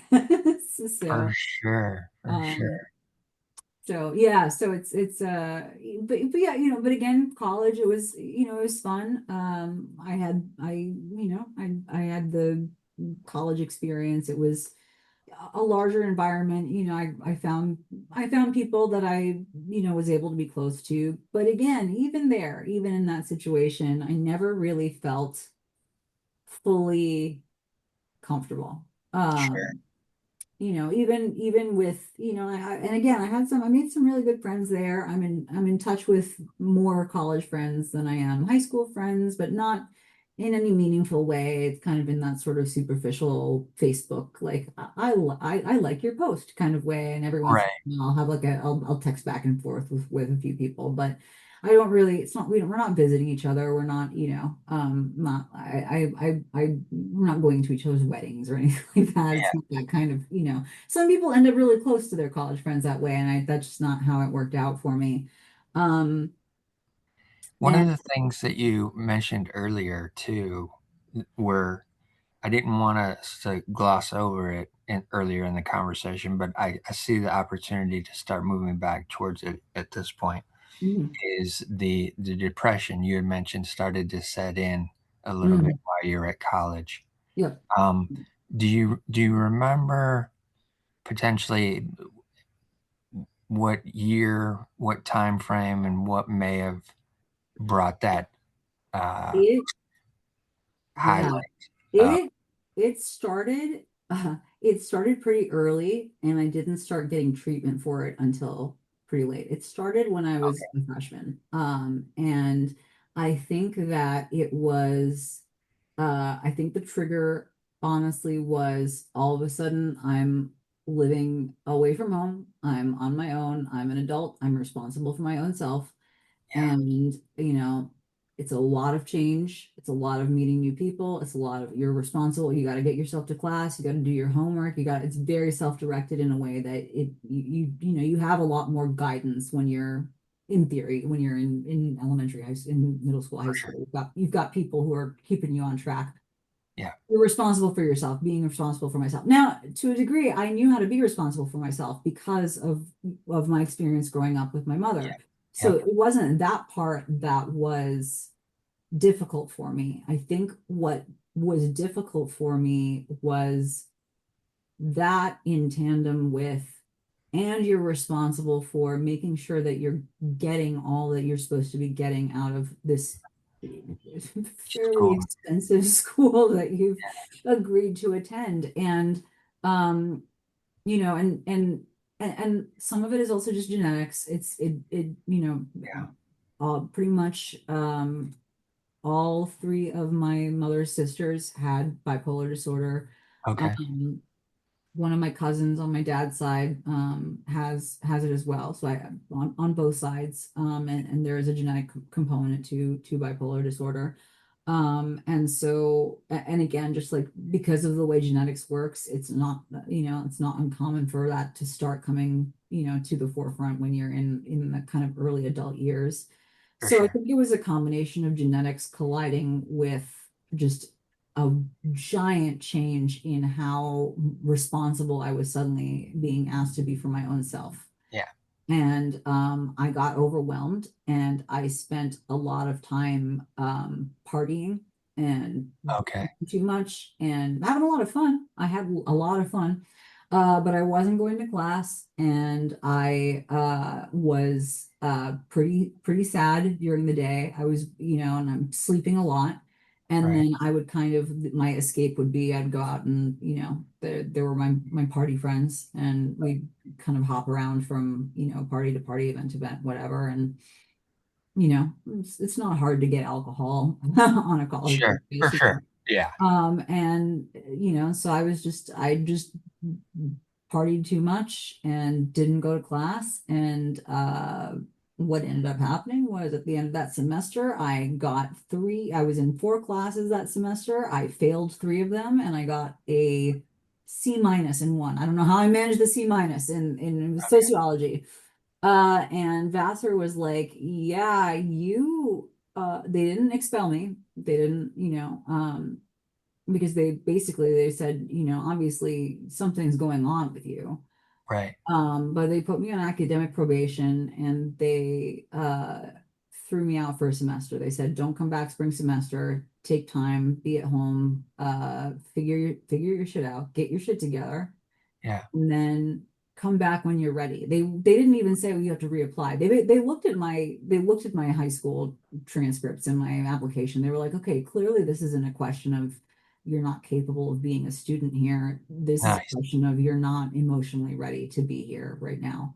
Gotcha. Um, and the thing is, and this is where there's been some tension with my dad over the years. When we got the letter saying don't come back, my dad was furious because he had no idea how irresponsible I had been. Yeah. So that was a shock to him. And he was very, very angry at me. And I think his anger at me did not allow him to see that I was suffering emotionally. Right. And that was, like the being thrown out for a semester is a symptom of a larger problem. Right. And he wasn't able to see that because he was just very, very angry. And I didn't have the vocabulary to say, hey, this is why I think it happened. Yeah. Um, and so I took that semester off. I ended up going and working as a teaching assistant at my old middle school in the drama department, which kind of just Okay. felt like, okay. And that was cool because it was like a job, and it was the first time I had a real job. And I was like, oh, this is how I can be useful in the world outside of the context of going to class and doing homework. So I think that was valuable. Yeah. I took an English class at a local community college just so that I could be like, okay, I'm still learning, I'm still doing something. I thought that that might help when I kind of petitioned to get back into school. Right. But I didn't go to therapy, didn't talk to any therapist, didn't talk to any psychiatrist, none of that, because I didn't know that I should be, and my dad didn't think that I should be. And it wasn't until many years later, not many years later. So, long story short, the lesson I took from being thrown out of college for one semester was get better at faking it. Mm. So Mm. yeah. And Oh, so they let me back in fall of my sophomore year, and I still was probably drinking too much and partying too much, but I was like, okay, but now I know I have to be a little bit more responsible and make sure that I'm not skipping class too often and not, and so I got it together enough that I graduated on time, even though I essentially lost a full year. I graduated with the class that I came in with, which I took summer classes, every summer okay. as well, because I was determined. I was like, I'm gonna graduate with the people I came in with one way or another. Gotcha. That was my ego talking mostly, but I want to highlight something for you sure, yeah. before we get too far past it. And I don't know if you've even been able to see this within yourself, but there's something that I'm seeing throughout your story already is the resiliency that you have, even through difficult scenarios. Um, and also, too, just the mindset, even though, and the reason I'm saying this and want to highlight this is because I understand intrinsically what it's like to have bipolar, because I have the same scenario, and it's also generational. Hmm. Hmm. I understand it. Hmm. Um, and have to take medication as well. So Yeah. I know all of it. Yep. Yep. Yep. Um, but what I want to highlight for you is the fact that even with that difficulty of the school saying you got to take a semester off, and they're not saying you can't come back. They're just saying we see a problem. You need to take time off. Go Mhm. do that. So there's a kind of a slight bit of rejection that takes place with that information, Yep. right? Absolutely. Yep. And then you go back to California, your dad's upset, Hmm. can't understand what's happening. You don't have the verbal capacity to express why you think that it happened or Hmm. convey to him, your reasoning. But the interesting part that I want to highlight is the fact that you went ahead and you found an opportunity at the high school to get back into a creative environment Yeah. as an assistant. Yeah. Okay. Yeah. As well as the forethought to say, all right, let me take one of these other classes that is not creative, but it's going to be a required course going back to Hmm. school. So let me do something there as well to Hmm. kind of fill in the blanks Yeah. before you go back. So I wanted to highlight that. I don't know if you realized that or recognized it in No, that point it's in time. it's funny that you say that. I'm really glad you said it because that makes me feel good that it's that you're seeing it as a sign of resiliency because now I can kind of reframe it in my mind as well. At the time, I at the time I thought these are two things I can do to get out of the house so I'm not near my dad who is very angry at me right now. Right. Sure. I was like, Survival. yeah, exactly. I was like, gotta not be in the house. He's mad. Stay away from the house when he's, like just make sure that my schedule syncs up so that we're not at home at the same time because Right. I don't want to keep having the same fight with him. And the thing that was the thing that came to light years later was my dad had seen some of the worst of my mother's oldest sister in particular. She had untreated Okay. bipolar, never Gotcha. got any treatment. And so he had an inkling maybe that that was what was going on with me, All right. but he never said it. He just was getting kind of almost, I don't want to say it's PTSD. I can't speak for him, but he was just remembering behaviors and behavioral patterns, and he saw that in me and it freaked him out. And the way he Sure. dealt with it was to get angry. Yeah. And what he didn't do was tell me that there's a family history of bipolar disorder. I Ah, had no idea. If I okay. had known, then we could have dealt with Addressed it it sooner. early. Yeah. And and then I probably would have gone back to school and not resumed, partying and being depressed and being up and being down and oh my God, I'm gonna go out and drink and then I'll kind of, Right. my brain will spin down. Well, you know how, like Yes. Yep. the kind of maladaptive coping mechanisms that I learned to deal with being bipolar, but also, like I said, I learned how to fake it a little bit better. I was like, okay, Yeah. I can't not go to class altogether. I've got to at least try. Sure. And I did not find out that there was a family history until I think it was the summer before my senior year of college. Okay. And it was one of those things that was just kind of like an, oh, by the way, because one of my mother's other sisters, I found out, had some sort of she had like a psychiatric break. She ended up with psychosis while she was in college studying for her final exam. Something happened. She snapped. She was it was this was like in the 70s and in India, and they didn't know what to call it. So they said, okay, you've got schizophrenia, which is Yeah. not, in retrospect, probably not what it was. It was bipolar with maybe schizoaffective disorder or something like that. Because Right. she was getting paranoid and she thought that a neighbor was stalking her and she was just, Okay. she didn't want to leave the house and she couldn't function. Yeah. And she ended up institutionalized for what they called schizophrenia. Okay. And my dad kind of brought it up in a very, oh, by the way. And I was like, wait a minute, wait a minute, wait a minute. Oh, by the Right. way, Yeah. that's kind of important information that I would have loved to have had. And then I was like, was she the only one in the family? And he was like, oh yeah, no, your mom's oldest sister, like she'd fly into these rages and she'd, like get really, really angry. And then she would just sort of like retreat to her room for a long time. And we didn't know what she was doing or what she was up to. And she was kind of a mess. And I was like, okay, this sort of sounds very, very familiar. And I was like, are you not picking this up? Um, and so I was like, well, great. Okay. Well, and I was like, okay, now I have the information. It would have been nice to have had the information 3 years ago, Right. 5 years ago, just Yeah. to anticipate what might be in store for me. But then I knew, and even then, my dad, and I think this is just because there's still, I mean, it's getting better, but just this stigma that still exists Oh around yeah. mental illness and medication for mental illness. My dad was just kind of like, his point of view was it can't be that bad because you're not I don't need to put you in an institution, or it can't be that bad because you're not running around screaming at people and breaking shit in the house the way your mom's older sister did. Like you're not, Yeah. flying into blind rages and you're not, and I was like, yeah, but it's still affecting me and it's still making my life hard. And it's still, like I'm not happy right now. Like I would not describe my feeling about life as happy.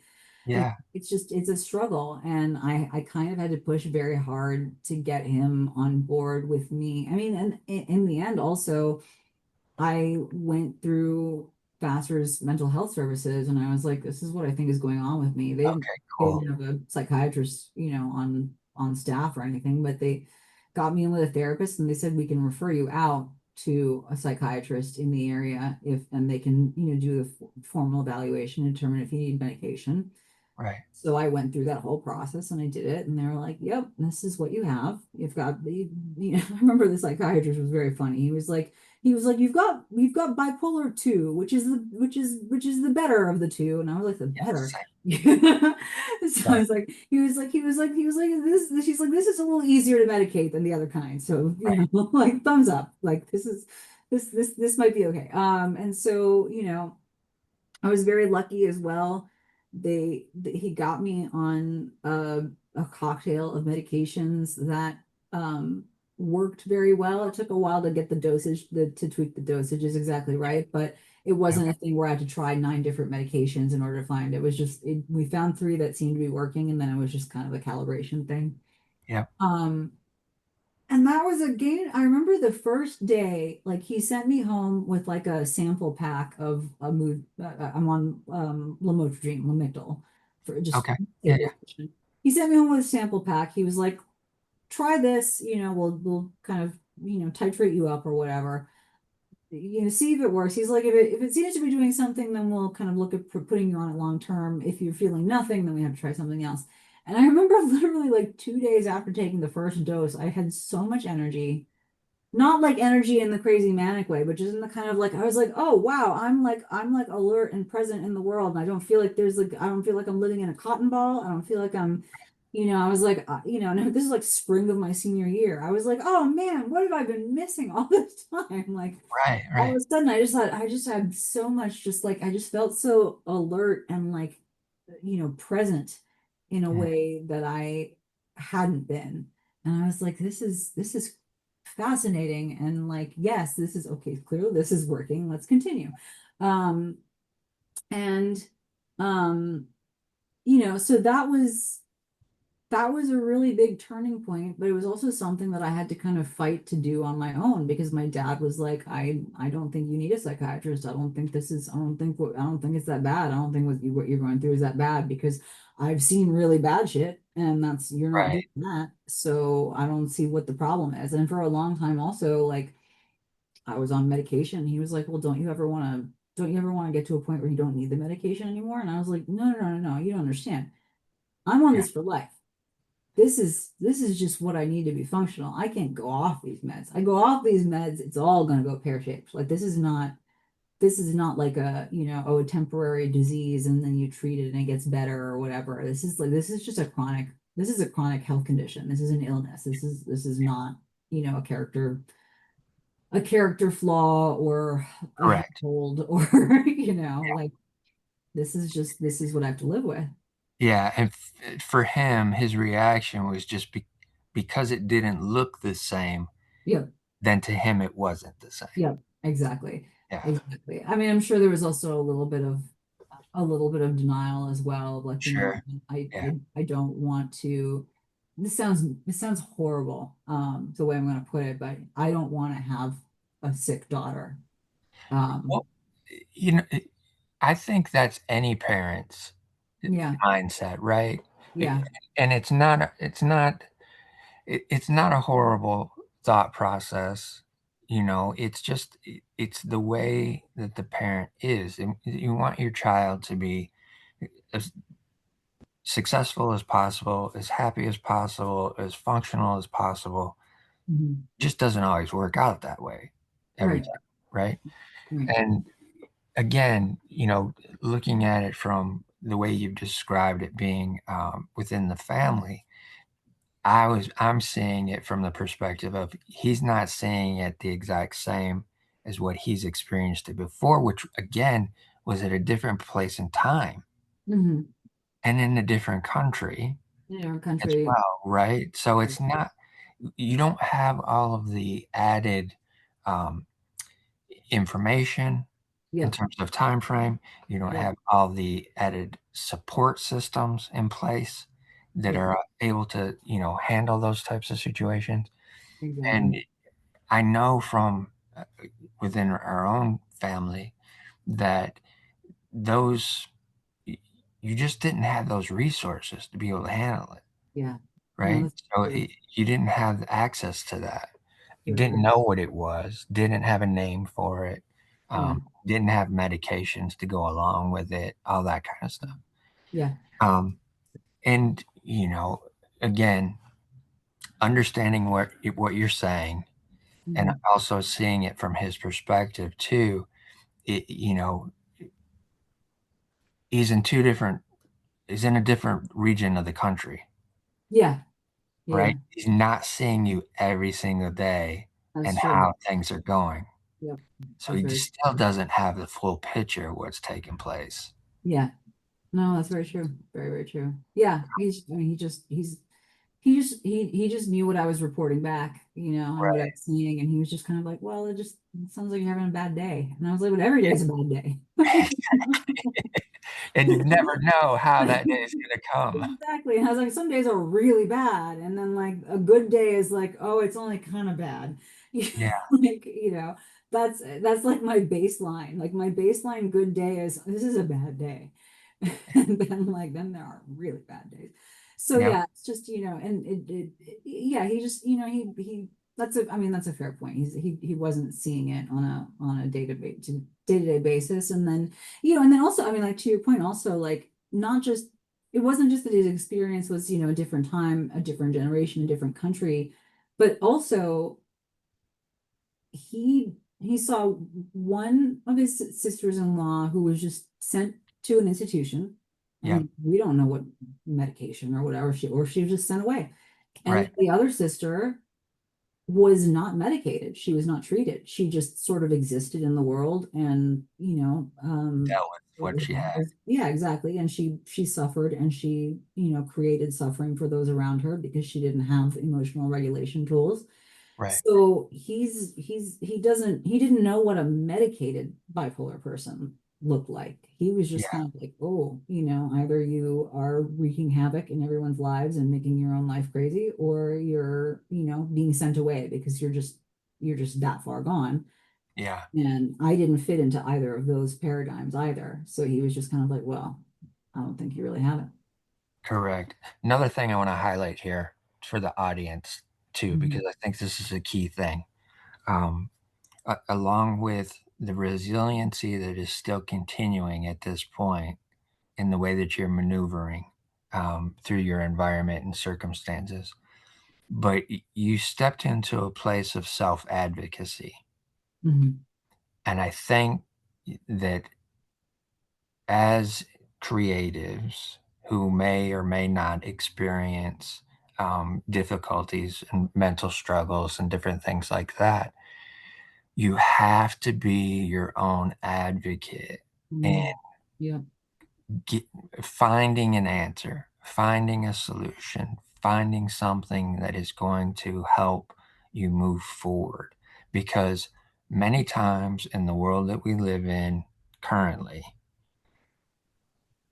if you don't be your own advocate, you're going to get directed in a way that is not always going to be the best. And I Mhm. can say that from my own experience of seeing multiple doctors over the course of years, multiple therapists in different modalities over the course of the years, Mhm. going to the University of Michigan Depression Center, having them say, I can't help you, Mhm. even to those extreme Yeah. sounding situations. But still, I was always searching, trying Mhm. to find something that was going to work. Even when the medications weren't working, like you're going through that whole trial of, oh, let's try this, let's try that one, let's try Yeah. this one. This one's new. How would we see this? Yeah. The whole process of that is arduous. It is. Yeah. And if you don't become your own advocate to the point of at least trying to continue to search, Mhm.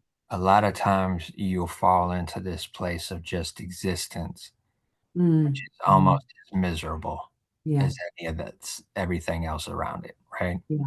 So I Yeah. wanted to highlight that for you as well, that I can recognize that, I can see that.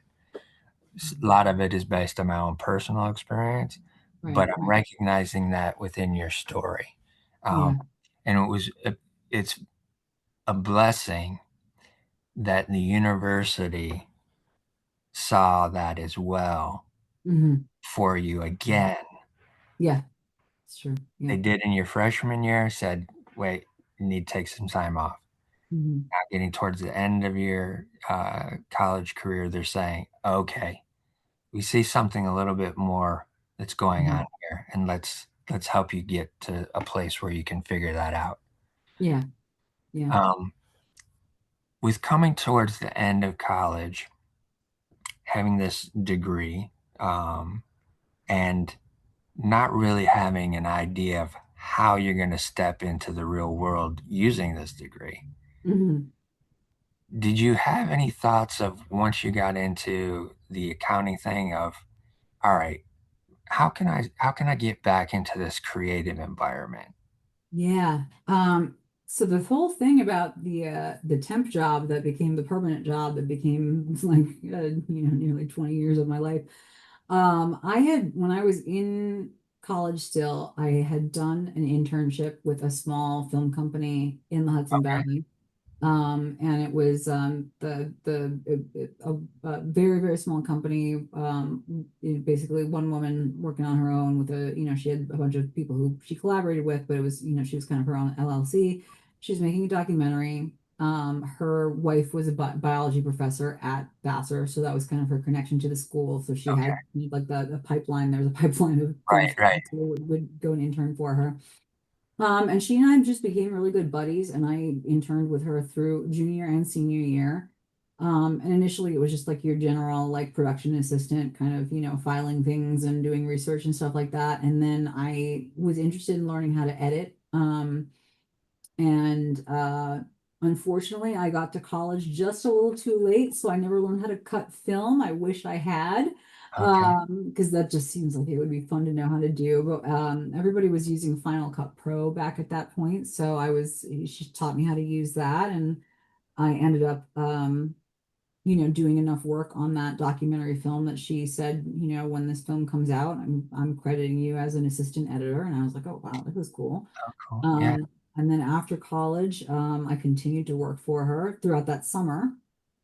And the main editor on her project was also a former Vassar student. He lived down in Baltimore. He came up. We spent the whole summer. We were trying to jam together a full rough cut of the documentary because we wanted to see if we could get, fundraising and, grants and stuff like that. Unfortunately, it got to a point where um, I needed a job that paid real money. She just was not able to pay me a living wage. And so I was like, okay, I'm going to take a job. I'm signing with a temp agency. I'm going to take a job, but this job is only the job that keeps the roof over my head and pays for the health insurance that I need to take my meds. right, I tell people, it's funny, everyone's like, oh, you're a musician with a day job. I was like, I don't even think of it as my day job. It's my health insurance job. yes, I need the health insurance. I need the medication. I'll go live in my car if I have to, but I need the drugs. Like, you know. yeah, And so I was like, okay, I need income. I had a roommate, but it was always the idea was always this is the job that keeps the roof over my head and pays for the prescriptions, and I'm going to primarily find my goal was to work as like a freelance editor, um and then just have like the day job to bring in the income to keep the roof over my head. The thing about being and this is the case for a lot of creatives, as I'm sure you know, and this is something that I, to this day now in my the version of myself that's a musician now.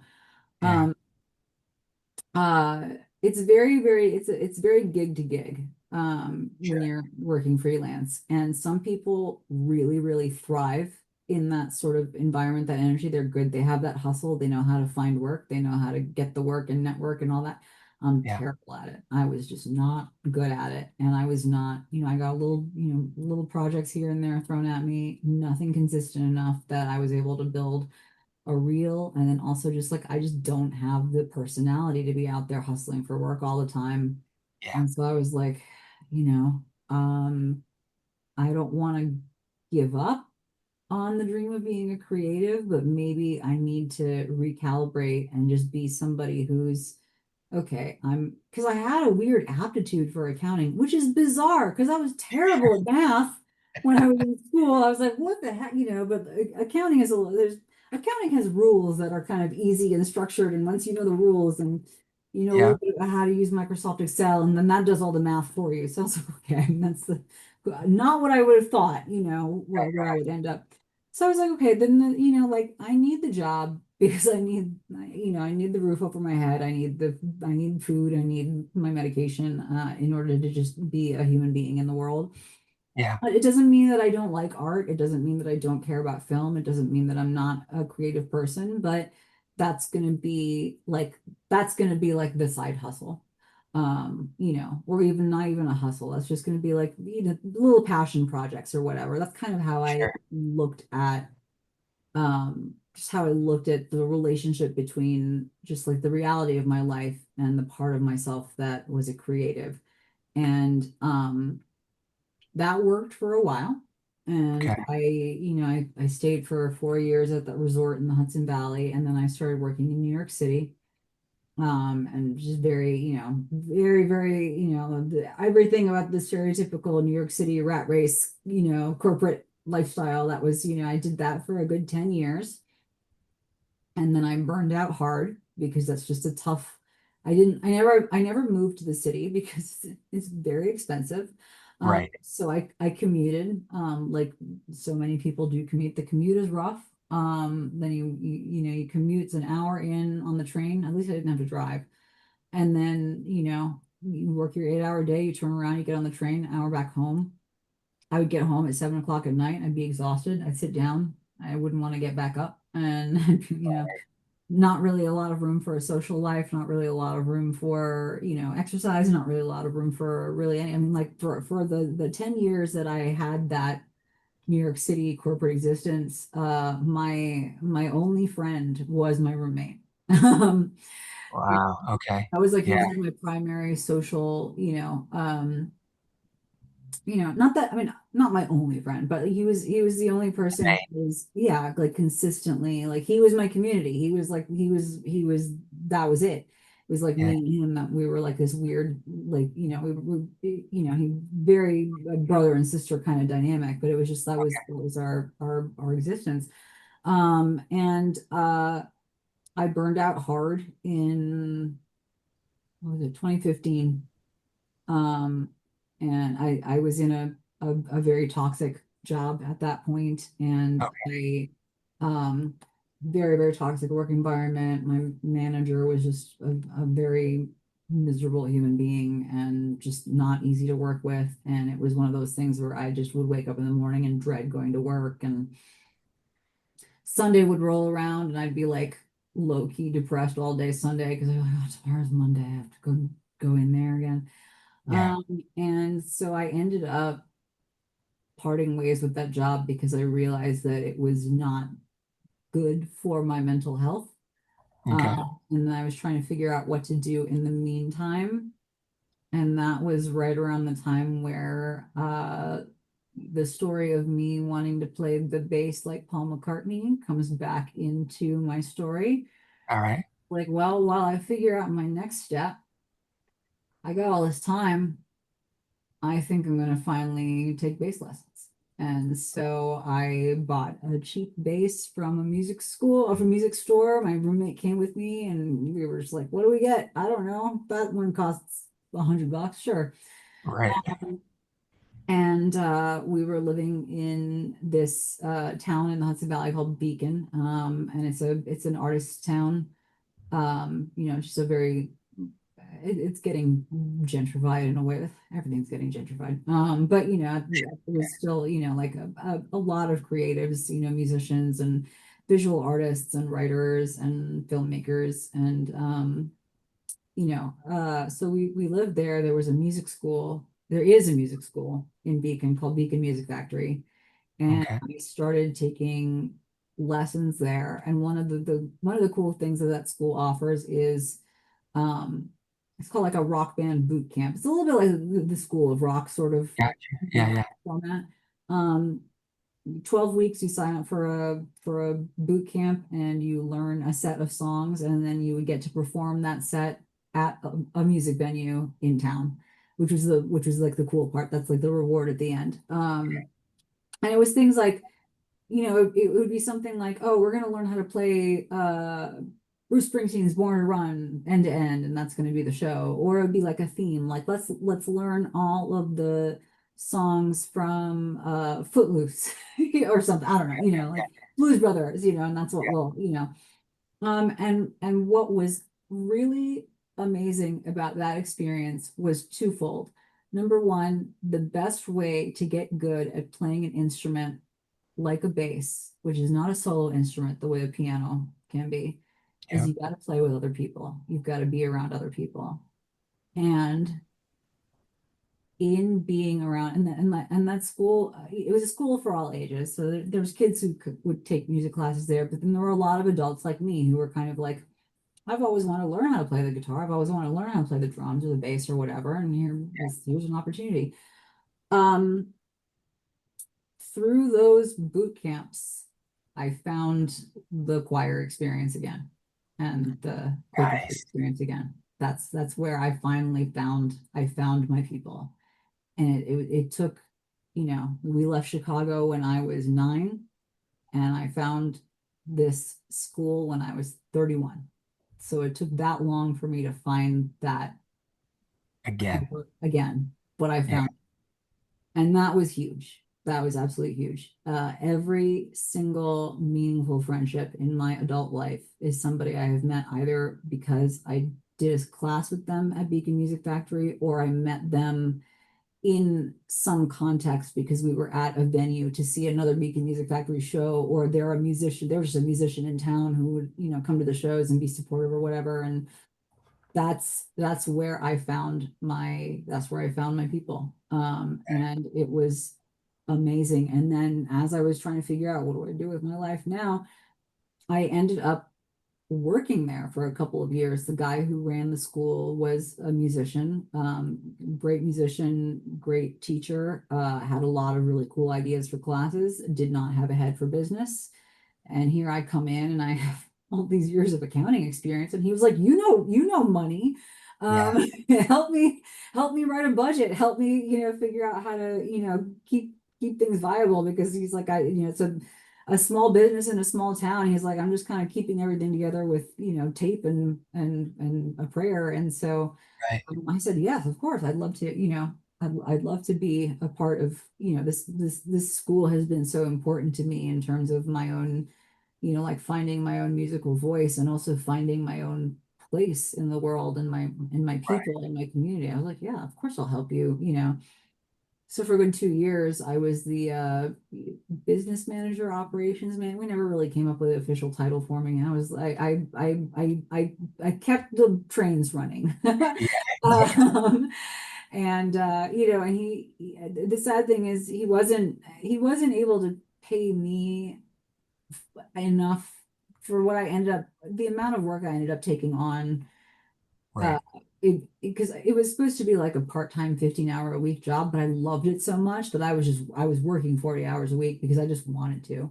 And then Yeah. it got to a point where I was like, okay, I'm not really making, and he paid me, and then he also would pay, he would like comp me. He'd be like, you don't have to be any lessons you want to take, music lessons, like you don't have to pay for music lessons, they're on the house. If you want to sign up for another boot camp, you don't have to pay the tuition for the boot camp, it's on the house. And it was like, I mean, and that helped a little bit, but I can't pay my rent in boot. Exactly. Um, and so it got to a point where, it was a very, very like hard and heartbreaking conversation, but I was just kind of like, look, if you aren't able to, I did some math. I was like, look, this is the value that I see that I'm bringing to the school. And I'm sure if you talk to the other teachers who work here, they'll attest to that. And, you know, um, but if you're not able to pay me a more or less living wage for 40 hours a week, I have to scale back down to our original agreement, which was 15. Yeah.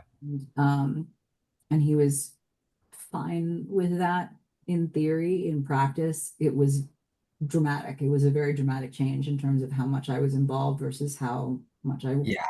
scaled back. And it just it didn't end up working out. And on top of that, this coincides with what I was saying at the beginning with my boyfriend moving in with me and a bunch of unprocessed, and then also just, even learning how to play the bass after all of those years of wanting to be a bass player because my mom introduced me to the Beatles, and Paul was her favorite Beatle, and Paul plays the bass. There's already a lot of kind of like strange sort of grief adjacent feelings that would bubble up every time I would play the Right. bass. Yeah, I Uh, can imagine. and then Tim moves in with me, and the job that I loved, I'm having to scale back on because I can't afford. I was like, I'll still do it part time, but I need to find another part time job because I need to be able to. Um, and so all of that stuff compounded on top of each other, on top of each other, on top of each other, and that's when the the bottom dropped out for me in terms of my ability to manage my, up until that point, very well managed bipolar disorder, and something just completely, all of those things. I'm sorry, my microphone is beeping at me. Can you hear me okay? Or Yeah, yeah. okay, all right. This happens every day at 4 o'clock. I don't know why. As long as you can hear me, it's fine. It's just going to, I might flinch because it's just making a weird noise. Um, anyway, yeah, just to all of that kind of came together in a way that was just, it was just a lot of, like, here's a good thing, my relationship is going really well, but here's a job I love and I'm not able to do it as as fully as I want to be able to do it because it's just not financially realistic anymore. Um, Yeah, and also, I'm getting fairly serious at learning to play this instrument that I've always wanted to play. That was, a source of a lot of very deep memories of my mother, but also a source of a lot of memories of a lot of arguments that she and I used to have over, like, why aren't you practicing the piano? Why aren't you taking that seriously? Why aren't you doing what like, why aren't you, we're paying to put you on those lessons and you're not taking seriously? And I was like, because I don't want to play the piano. I want to play the bass. And she's like, we're not going to put you in bass lessons. I don't know why, but just a lot of weird kind of, and just like this weird mix of like complicated, you know, like happy and sad and just, thorny, and then just and grief. And it was grief over the job, it was grief over my mom. yeah, And it was also on top of that, then it turned into grief that I was in this moment where I was, in a relationship and it was going well, and we were going to form a life together. We were making the choice to have a life together. And mhm, I was not able to be the kind of partner I wanted to be right as we were making that choice together because I was dealing with all this other shit that was swirling around in my head that I was not able to handle. Um, right. So basically, what I'm seeing take place at this point in time is just the dam breaking on yeah, all of those emotions yeah, and all that grief yeah, that had kind of been there, but never probably fully processed yeah, or worked through. yeah, Um, exactly, yeah, yeah, so it's creating a kind of like a break yes, yeah, within the mental state at this point, the mental stability that you had built up. yeah, exactly, exactly. And there was a lot of along with the sort of mental distress I was going through, there was also a part of me that was like mad at myself because up until that point I had been managing my Sure. condition Yes. very, very well. And then it was all falling apart. And I was like, I was angry at myself. Like it wasn't my fault, but it felt like it was my fault. I was like, what am I doing? What did I do wrong? What did I break? What did I something, Yeah. what should I have been doing differently that, like that could prevented this from happening? And, there's there, the answer is nothing, like Right. that's it's chemistry and circumstance, and Exactly. and not learning, not dealing with the shit that I should have dealt with 30 years ago, 20 years ago. But the like the sick paradox too of like the way it compounds on itself is like, okay, I'm not in a good way. I'm angry at myself for not being in a good way because I feel like I could have prevented this if I had done X, Y, and Z differently. I'm Mhm. also feeling angry at myself because I should be happy right now, but instead I'm not happy and I'm being a really shitty partner to this person who I love. I'm also really angry because I need to find another job, and I don't know if I'm able to find another job because I'm not like mentally in, like in a place where I think I can do a job well. I had a really good psychiatrist. He was like, we'll figure something out. I got you, but now we were back in the cycle of, okay, there was three medications I was taking that were working very well. And he's like, okay, now we might have to play a little, musical chairs and see if you need Right. something else. Trying other medications, some of which made it worse. That's Yep. the thing, is sometimes it makes it worse before, and then okay, that's clearly that one. Stop with that one. Try Yep. this one, just experimenting with all this stuff and just like the sort of the chaos around that. And and then it just compounds. It just becomes a vicious circle of like, okay, this is just not getting better. This is not getting better. And it's not getting better. I don't know if you can relate to this necessarily, but the way I looked at it was it's not getting better and it must be my fault that it's not getting better. Oh, And sure. yeah, yeah. So it's like, okay, it's not getting better. It's getting worse. It's all my fault. Everything is my fault. I can't find a job that I love. I can't find a job that works for me. Or like I was able to find a job eventually, but it was a job again, working in New York City, doing the commute. I was like, I on purpose didn't want to do this anymore Yeah. because it wasn't allowing me to serve the more creative part of my personality, and it didn't leave me room for that. But I have to have a job. So it's like, okay, I'm depressed, I'm angry, I'm not in a good way. I feel like my personal life is falling apart. I feel like, I'm playing whack-a-mole with medications now, and I'm going back to a lifestyle, a working lifestyle that I very consciously walked away from. Yeah. But I have no choice because I need the health insurance. Yeah. And so it was just like I felt like I was failing at everything. And I was like, I'm no good to anybody right now. I'm not being a good girlfriend, I'm not being a good partner. I'm not a particularly good employee right now. I'm not really taking care of myself, in terms of basic, like, I'm not eating enough, I'm not sleeping enough, I'm not, and then that's, something that's outside of my control at that point. Um, and And then, for the audience too, this is a key thing to highlight because when we as people that have bipolar 2, when we hit those places, and I call them speed bumps at this point because essentially that's what they are. Uh, mhm, the mind is not allowing us to think clearly and cohesively mhm, as we have when we're in the really stable points in times. yeah, So the mind is trying to take everything that's coming up emotionally, yeah, right? And it's trying to rationalize things. And it's trying to do what it does to try and protect you, but sometimes it slips into this self-criticism yeah, voice yep, that's beating you up yep, for getting to this place, being your own advocate, getting to this place of stabilization, and then now you're back in another place of dis-ease again, right? mhm, The yep, body's in dis-ease. yep, Um, yep, and the mind is trying to rationalize that, but it's not doing what it needs to do because it's having to fight against emotions.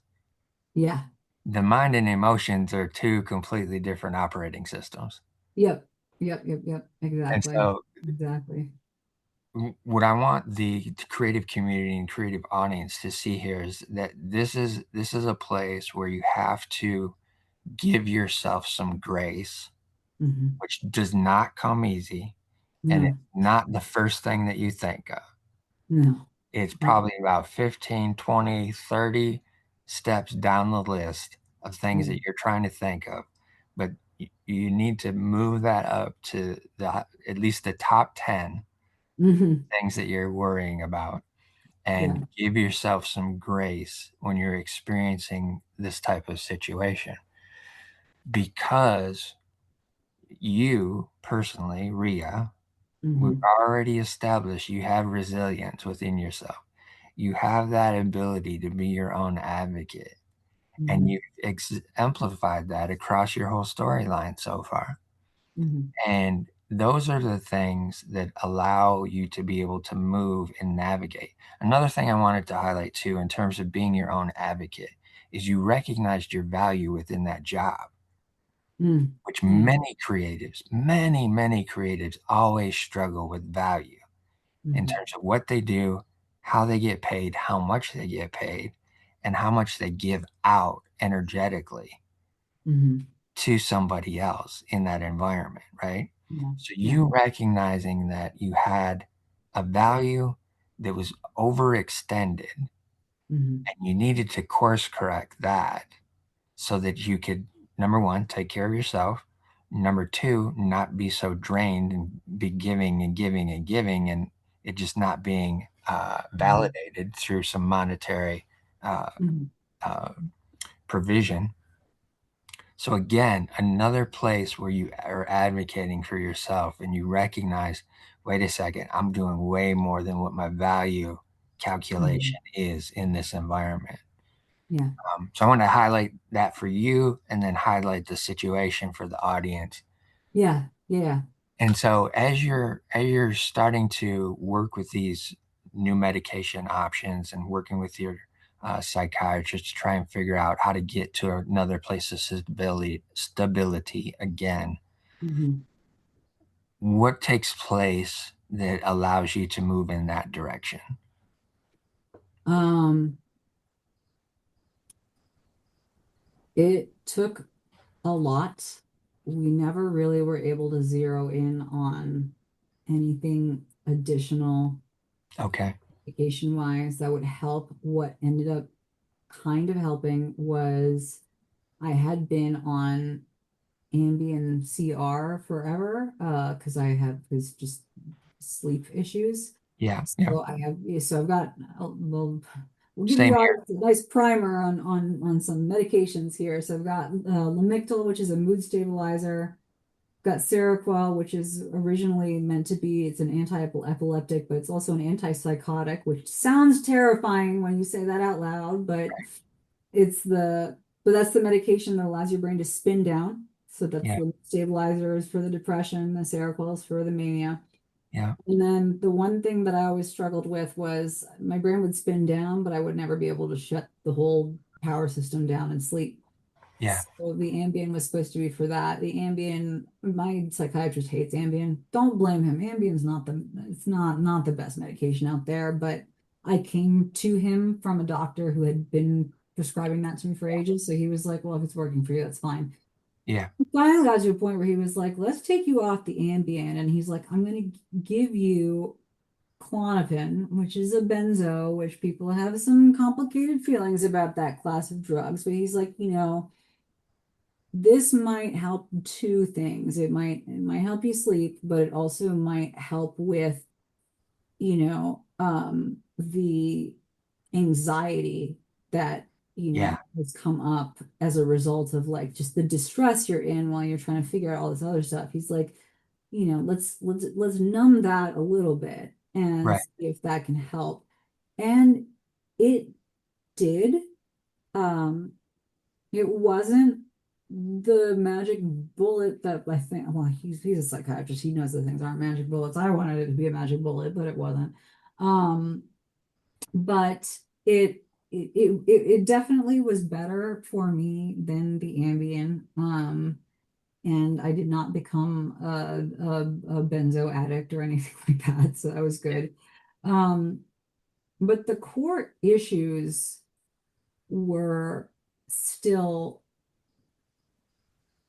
just the this unprocessed grief that I had not dealt with. So Yeah. there's only so much the medication can do. And the medication was keep allowing me to sleep, allowing me to wake up in the morning and go get on the horrible train and go to the horrible job and live my horrible day and then come home and feel horrible. I'm saying horrible the whole time. Yeah, yeah, Still all felt horrible. It was keeping me functional, but it was still, I just felt horrible all the time. And I started to have, like I would be waiting on the subway platform to get to go back to the Grand Central, the commuter rail. And I would just, again, these very intrusive thoughts of like, well, it would, I could just jump and then I wouldn't have to deal with this anymore.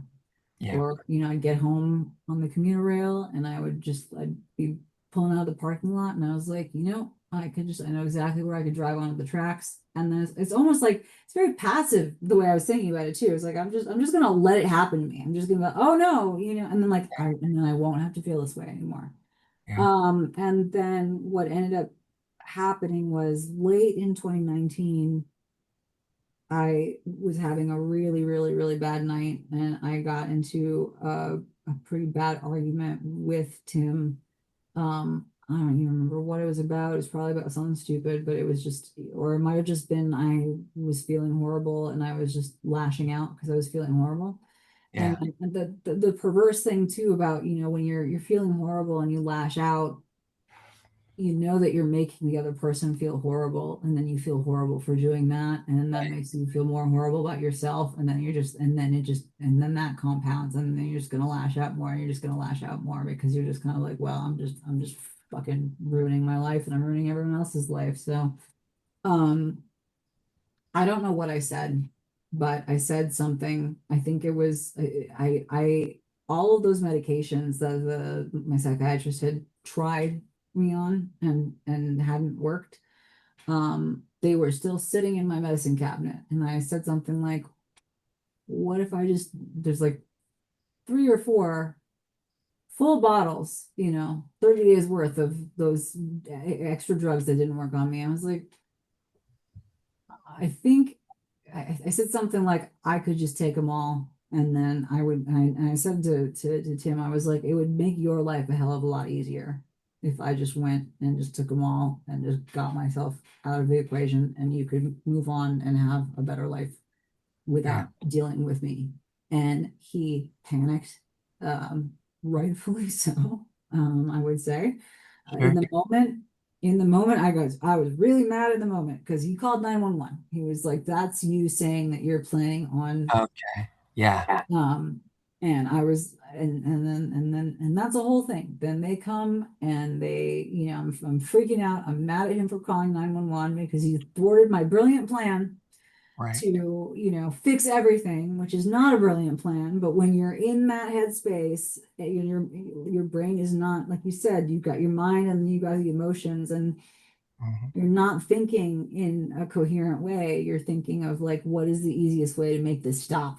Yes. Exactly. And he ruined my plan to make it all stop. So I was like, what the, and then that's the whole thing. They come and they evaluate you, and then they strap you to a gurney, and they tie your arms and legs down, even if you're not necessarily, or you're not hurting yourself or anybody in that moment. They tie you down, which is a whole thing. Yep.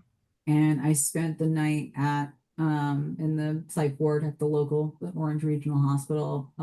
They had a social worker come and talk to me. They had another, I think, social worker, a therapist, and then finally they had a psychiatrist on call. This is like the middle of the night. And they got, the phone number of my psychiatrist. And they said, okay, obviously this is an emergency. We're gonna call him. Yeah. And they kept me there overnight, and they I don't remember what they gave me, but they medicated me to a point where I was okay. Calmed you down. Yeah, exactly. And they were like, and then they talked to me a whole bunch more. Lots of, just a lot of evaluating. And they're like, okay, we think that you're okay. We will send you home. Your boyfriend's here. We'll send you home. Um, we have talked to your psychiatrist. And so we're sending you home, and he will be calling you. It's not a matter. It's not. This is not an if. He's like Yes. he will be calling you, and you will pick up the phone when he calls. This Right. is, and at that point, having gone through that, and being tied down to a gurney, and man, you'd be in the room, and they give you the socks with the rubber soles on them, and then being medicated to a point where you're just all of a sudden it's like, okay. Then I was like, what? I remember driving home. Tim was driving me home, and I was just like, I felt like what I had done by verbalizing that was worse. This is still, my mind's still kind of broken.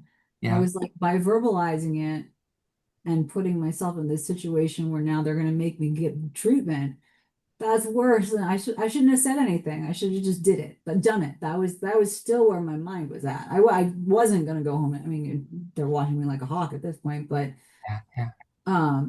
that's kind of still where my brain was. I was like, I shouldn't have said anything. I I, Hmm. I shouldn't have said anything. And I got home, and my psychiatrist called me because, as he said he would, and he was like, this is a do not pass go, to not collect $200. I am referring you out to um a facility. It's called Silver Hill Hospital in New Canaan, Connecticut. He's like, they have an intensive outpatient dialectical behavioral therapy program, Okay. 8 weeks. He goes, you have no choice. I'm telling you, you have no choice. It meets 3 times a week. You're gonna have to quit your job to do it. But I'm sorry, like this, you have no choice. This is, he's like, and obviously, I'll keep working with you. I had a therapist also that I was seeing, he was like, you'll stay with your current therapist. I will keep working with you on your medication, but you have to go and do this program. Because he said this facility is the best facility in the country as far as I'm concerned. If I had a family member who was in a bad way, was suicidal, this is where I would send them. So he's like, this is not just, I opened the phone book and pointed at something, and that's where you're ending up. Um, and so I quit my job, and I got, you know, I went there. I did a full intake appointment with them. They said, yep, you are a great candidate for this program. And This is early 2020, just to give you an example of where we are in Oh, the wow. timeline of the world, right? Yes. So, yeah, 8 weeks. So February of 2020 is when early February of 2020 is when I started this program. Mm. Uh, it was a game changer, I will say. Dialectical behavioral therapy, I've never experienced it before. It's a very different modality of therapy than I've ever experienced before. It's Right. very, there was homework, like I kind of, at first I was like, what the heck? They're giving me a textbook. What am I doing here? Yeah.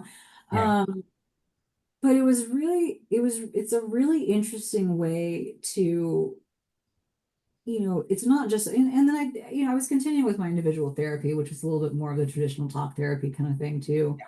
So I was getting that, but dialectical behavioral therapy it's like skills based. It's about like, recognize that you're in you're dysregulated right now. Learn distress tolerance. Learn, here's some concrete things that you can do when you can say, oh, I'm feeling like I'm going off the edge right now. Here's some few discrete, mindfulness. um Looking at the situation from a different way, learning how to communicate problems that you're having in a specific way so that you're not like causing more conflict. And Right.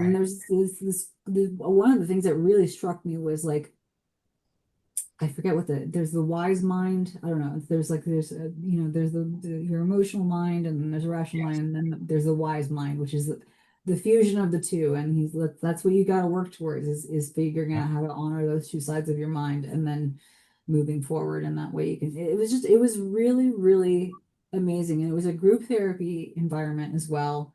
And the way it was set up was, everybody would come in and out. So people would be cycling in and out, depending on where they were in their 8 weeks or whatever. And it was really cool to be there when people were graduating, so to speak, because, Okay. you would see. and everybody would, we kind of give everybody a fond farewell or whatever, and then they would talk about what they, and it was, especially just very moving to hear from people who are like, I came in here and I was a fucking mess, and I'm leaving here and I feel like I'm in a good place. Like my very first day at that program was somebody else's graduation day, and I Yeah. was kind of like, what have I gotten into here? And then it was kind of like, okay, we're saying goodbye to, I can't remember her name, just one day with her, Sure. but um, and everybody who'd kind of been there and had, kind of seen her work through her stuff, they were, just kind of like, oh wow, okay, so this works for people. So I'm gonna, not that I wasn't gonna give it a fair shot, but I just didn't understand. I mean, the whole modality of the way it worked. I was like, this doesn't feel like therapy. This feels like I'm going to class and I've got a textbook and I've got some homework to do, and Yeah. and I was like, okay, well, it's clearly working for people. And it was just, as we cycled through seeing people graduate, again, it was just very, very validating. And then also seeing people come in, and people come in who are in a great deal of distress, and that's why they're coming in, and being able to, like halfway through the program, some people are coming in and they're just kind of like, oh my God, what am I doing here? I'm a mess. I've been told that this is where I need to be. Right. And being halfway through the program and already feeling like things had changed, and being in that group therapy environment where we're all kind of sharing, and being told by some of the new people in the group that, like, oh wow, like hearing what you're saying now, and you're like, 4 weeks into your 8 weeks, it looks like you've made huge, great strides. And that makes me feel like, okay, I'm in the right place as well. If I could, so there's something kind of about the way the program is structured, not just the DBT, but also just the group dynamic of it. It's like you kind of learn from each other in that way, and you can kind of, so it's not just you've got, a therapist or a social worker kind of talking you through things. It's you're bouncing all of it off of everybody, and you're seeing everybody at different stages of their growth, which is really, really impactful. I am Correct. so lucky that my last day, my graduation day, was 4 days before everything got locked down for COVID. I Oh, don't wow. really know. It was just dumb luck. I don't know how that program, I mean, I'm sure they tried to do it remotely over Zoom or whatever. I can't imagine if, I don't know how effective that would be in a remote Right. environment. I think it's hard. I mean, but it was unprecedented time in history. So, everyone tried to figure out what to do. Yeah. I consider myself lucky that I got through it so that I could do the whole thing in person. And it was a game changer, in terms of my ability to just self-regulate. That said, I will not say that it was a permanent cure. Healing Sure. isn't linear, and sometimes I still had bad days, and sometimes things, set me off, and um, so I won't say that DBT cured me and that program cured me, but it gave me a set of tools that I didn't have before. And I have access to those tools. Sometimes I don't always remember the tools that are there. Sometimes it's, Sure. you Yeah. gotta, if I'm really in about, oh my God, I still have it here. I'm gonna show you. They gave us a little, it looks like a little credit card, and it's got all the, like, the core DBT like techniques. Oh, cool. Yeah. And it was almost like, I don't want to say it was a joke, kind of, but it was like, they were like, oh, hey, if you want to keep this in your wallet. And I was like, yeah, I want to keep this. So it's like mindfulness, wise mind observe, like emotional regulation, distress tolerance, stop, pros and cons, if you're feeling freaked out, go splash cold water on your, like, just, it's just a way to, like, all of these different tools that you can take to just interrupt the bad, if you feel like you're spinning out, there's like so many different ways where you can kind of interrupt that cycle. And once you're able to interrupt the cycle, then you can take a step back and be like, okay, breathe. All right, okay, this Yeah. is this is not the catastrophe that it feels like it is. So having that toolkit is super, super helpful. But it's, then there's still always things that will cause difficulties. I mean, lockdown was hard. Oh my gosh. Yes. Yeah. And and then as things started to open up, I mean, I had been while I was, it's like I said, I quit my job to do that DBT program, and then I kind of took a part-time job where my boyfriend worked, just so that Okay. because the program met Mondays, Wednesdays, Fridays, and so on Tuesdays and Thursdays I would go in and I was just like doing accounts payable, like little filing and stuff Okay. like that. And I was at a hotel in New York City. All hotels obviously closed because of COVID. So he lost his job. I lost my little part-time job. And then as things started to open up, um, so many hotels and Tim works in hospitality. He's been working in hospitality finance his whole career. So Okay. many hotels. I want to say the statistic is 20% of the hotels in New York City that closed due to COVID never reopened. So Oh, now wow. the competition for roles for jobs in that sector so much higher because you've got Yeah. all these people who lost their jobs, they're trying to come back, and there's 20% less hotels for it.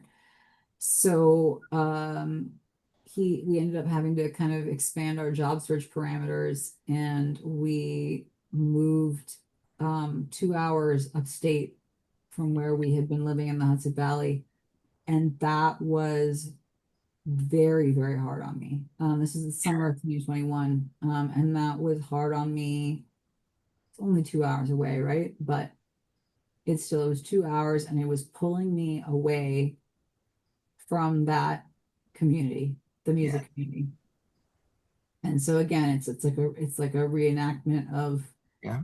being pulled away from the Quaker school or being pulled away from the choir. It was like just another version of that, and that was really really hard on me. And I visited, it's only 2 hours, 2 hours by car. It wasn't the end of the world. And then, I've got really close friends down in Brooklyn. That's a 4 hour drive. That's a little bit more intense, but still not the end of the world. I did my best to stay, involved. Um, it's not the same. It wasn't the same. Sure. It was a No. very, very difficult 2 years for me. And where we were living was a very beautiful part of New York State. It's closer to it's where Tim was working was actually in southern Vermont. Okay. The town we were living in is closer to Vermont than it is to any place in New York State. It's about like at the midpoint between Bennington, Vermont and Saratoga Springs, New York. Gotcha. We were 20 minutes from the Vermont border. Very, very beautiful part of the state, but very bucolic and rural and small town. And I grew up in San Francisco, and I had been working in Manhattan, and I've been living in the Hudson Valley, which is, basically an extension of the New York City metropolitan area. This was talk about culture shock. This was a lot of culture shock. It's also a very, very white part of the state and a Mm. very, very Republican part of the state. And so I was just like, very much not, I'm a very Outsider. little Yeah. minority here. Yep. Um, I got it. I was At the same time, I got a job where I was able to work from home. That was my first work from home job, and I loved it. And I hope to never work in an office again because Right. it's amazing.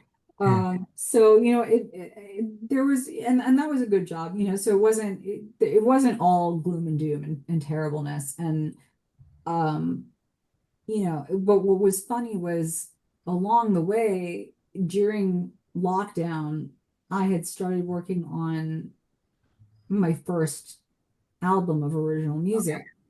And I was working on it with this guy that I was, we'd been kind of, met through friends of friends, and I'd never written original music before. And he'd, done a little bit of that, but he'd never really composed a whole album of music. So we kind of took a chance on each other. We met over email and Zoom. We never met in person. Okay. Um, and I was like, I just had this very profound experience doing this DBT program after a very, very hard period of my life that was due to a lot of really hard things that I went through in my childhood.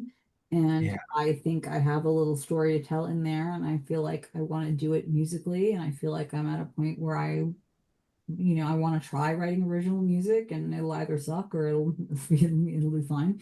I don't know. And he was like, hey, I want to help you with that. And so we worked on this album completely remotely during lockdown. We didn't know if venues would ever open up again. We were just like, let's make this album and put it out in the world and see what happens. And then, of course, right as the album was about to come out, we moved further upstate and venues started to open up again. So I was like, oh no, like it's just, to promote an album from 4 hours away from where my target audience is, kind of challenging.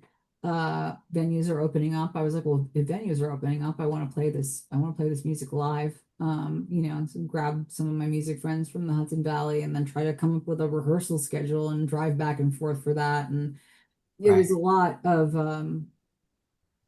a lot of craziness. But it was anchoring for me because I was so very unhappy living there, and having that album come out, and having, like doing some promotion around it and playing some shows and stuff like that, and which allowed me to kind of reconnect to my community Sure. in the Hudson Valley. That was good. It didn't fix the kind of bigger problem, which is that I was, there's no amount of you know, live shows that you can play Right. make up for the fact that at the end of the day I go home to a house that I hate in a town that I hate, Yeah. Yeah. and where I'm just profoundly unhappy. I wake up in the morning, I just don't like where I am. And that was another, like you said, speed bump. A bit of a speed bump. While especially at first when we moved there. And again, it wasn't catastrophic because I had this toolkit that I didn't have before. Yes. But it was one moment. My cat, he's a Siamese cat and he is noisy and he has decided that he does not want to be in the room anymore. So if you don't mind. Yeah, so I had the toolkit, so it never got to a point where I needed to go to a hospital or anything like that. But it was, I was deeply unhappy, and it took me. Yeah, and then, again, we had another. This is a very random thing that happened after that. Was the the job that Tim was in ended up becoming a bit toxic. He was working for a resort up in southern Vermont, and there was a management change. The management company Oh, got bought out by another one, and the company culture turned overnight into something that was just not workable for him, and he was miserable. And so he started job hunting, and he got a job opportunity down in northern Georgia, right on the border between northern Georgia and Chattanooga, Tennessee.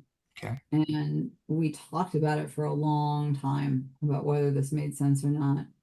And it was, I'm portable because I work from home.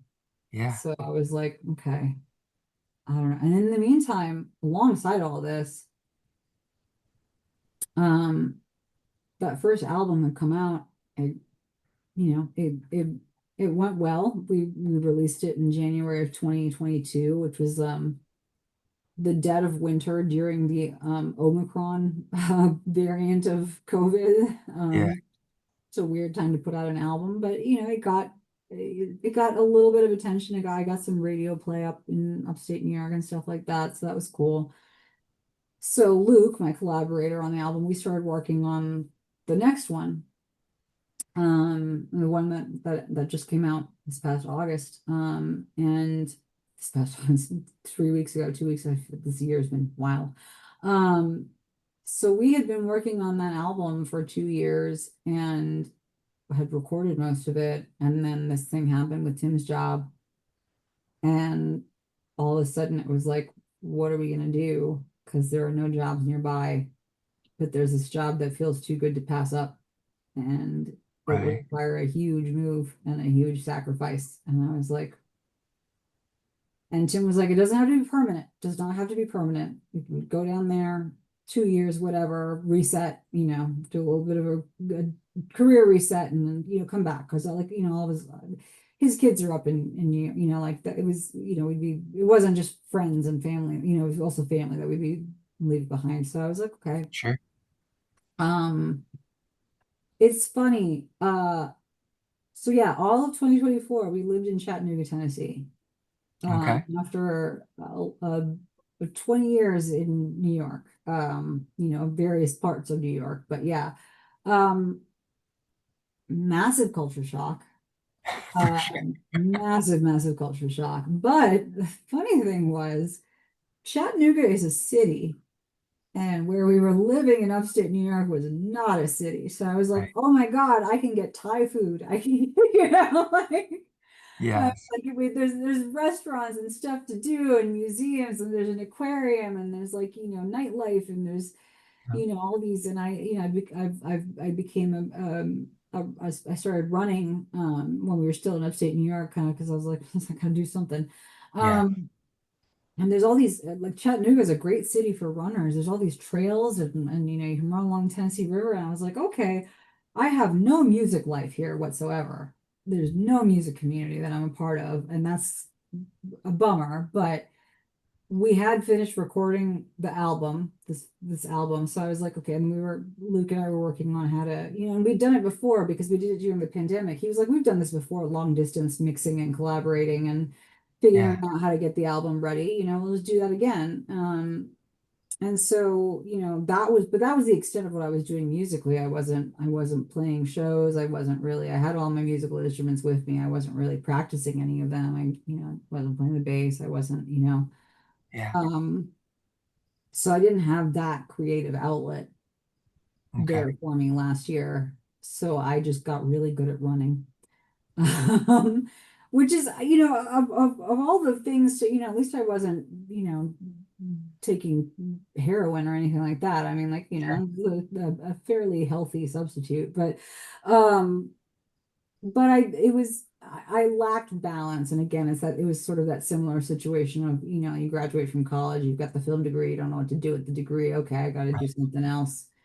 Yeah. And there were moments when we were living there last year, and I didn't know how much longer. I didn't know. I mean, we didn't intend on leaving as fast as we did. And I was like, if this is going to be where I am for the next 2 to 3 years, um, that's a bummer because it'll feel a little bit like music has become a side hustle for me and not my main calling Sure.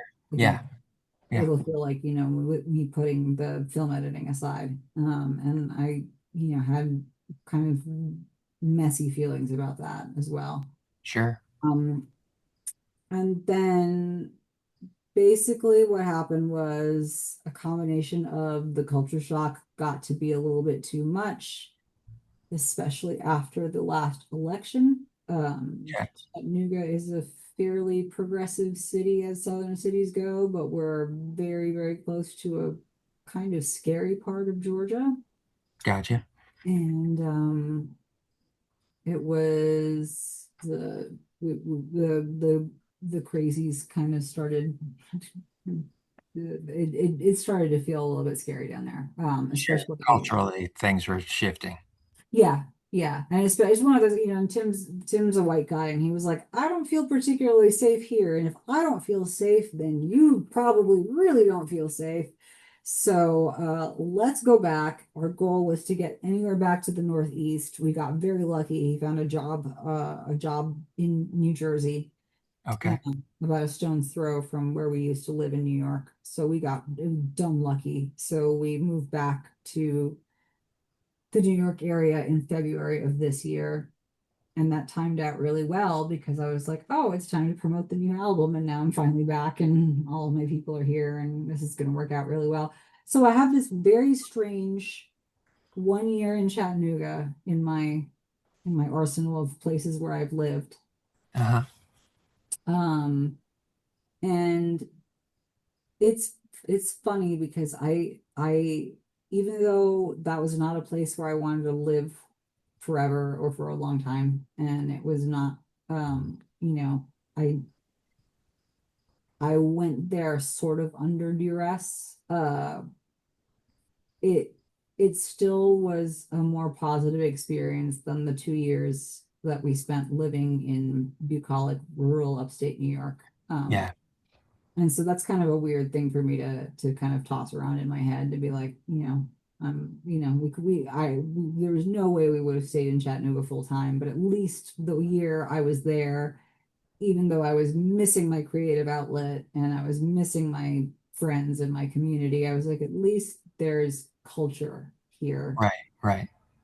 um, in a way that it was just missing from. Did you guys have any thoughts when you were in Chattanooga of looking at Nashville? Yes, actually, when Tim was interviewing for jobs, there was a potential job in Nashville that he Okay. was in the running for, and that one ended up not working out. And I was like, oh, it's a bummer because that Yeah. would have been a great place to end up. Absolutely. And that's also something where, like, if Chattanooga had ended up being a long-term situation. Nashville's not that far away. Right. So, I probably would have started to make some moves in that direction just to see what was there. It is a very, very cool city and definitely a very, you know, um, definitely an option. I was bummed when he had two jobs in the South that were in the wings, and I was like, oh man, the one in rural northern Georgia is the one I had to work out, not the one in Nashville. Um, but yeah, no, that would have been a different experience too, because I think there would have been culture shock, but I think Nashville is a little bit more of a, you know, More progressive for sure. exactly. Yeah. It's like Austin, I imagine it's a Yeah. little bit like that, you know. So I think that would have been an easier adjustment for us. But that being said, uh, it would have been another starting from scratch, trying to find my people kind of situation. And, the older you get, the harder that becomes. For sure. So we got lucky that we were able to move back to the, yeah, no, I mean, we were New Yorkers for so long, and all New Yorkers bag on New Jersey, and we were all like, oh man, now we have to live in Jersey. And I was like, well, I'm a big Bruce Springsteen fan. He's from Jersey. Can't be that bad. Right. Um, so we got lucky, and I'm very grateful because I'm now only I'm about an hour away from my friends at Brooklyn and an hour away from my folks in the Hudson Valley. So the music community. I mean, I still have to drive, Yeah. but it's close enough that it's not insurmountable. And also where we live in New Jersey, it's actually kind of like a nice kind of cool part of New Jersey as well. So people are like, oh yeah, we'll come see you too. It's not like, Right. like you're living in the trees or whatever. So Good. we got lucky. But yeah, it was, but it's been an adventure. It's been very strange when I look at that period of my life where 2019 I end up in a psych ward, 2020 I end up in a program that like forces me to kind of, recalibrate the way I regulate my emotions on top of the medications that help me regulate my emotions. And then nothing but chaos for the next four Yeah. years. And it was Yes. really like putting those skills to the test, Definitely.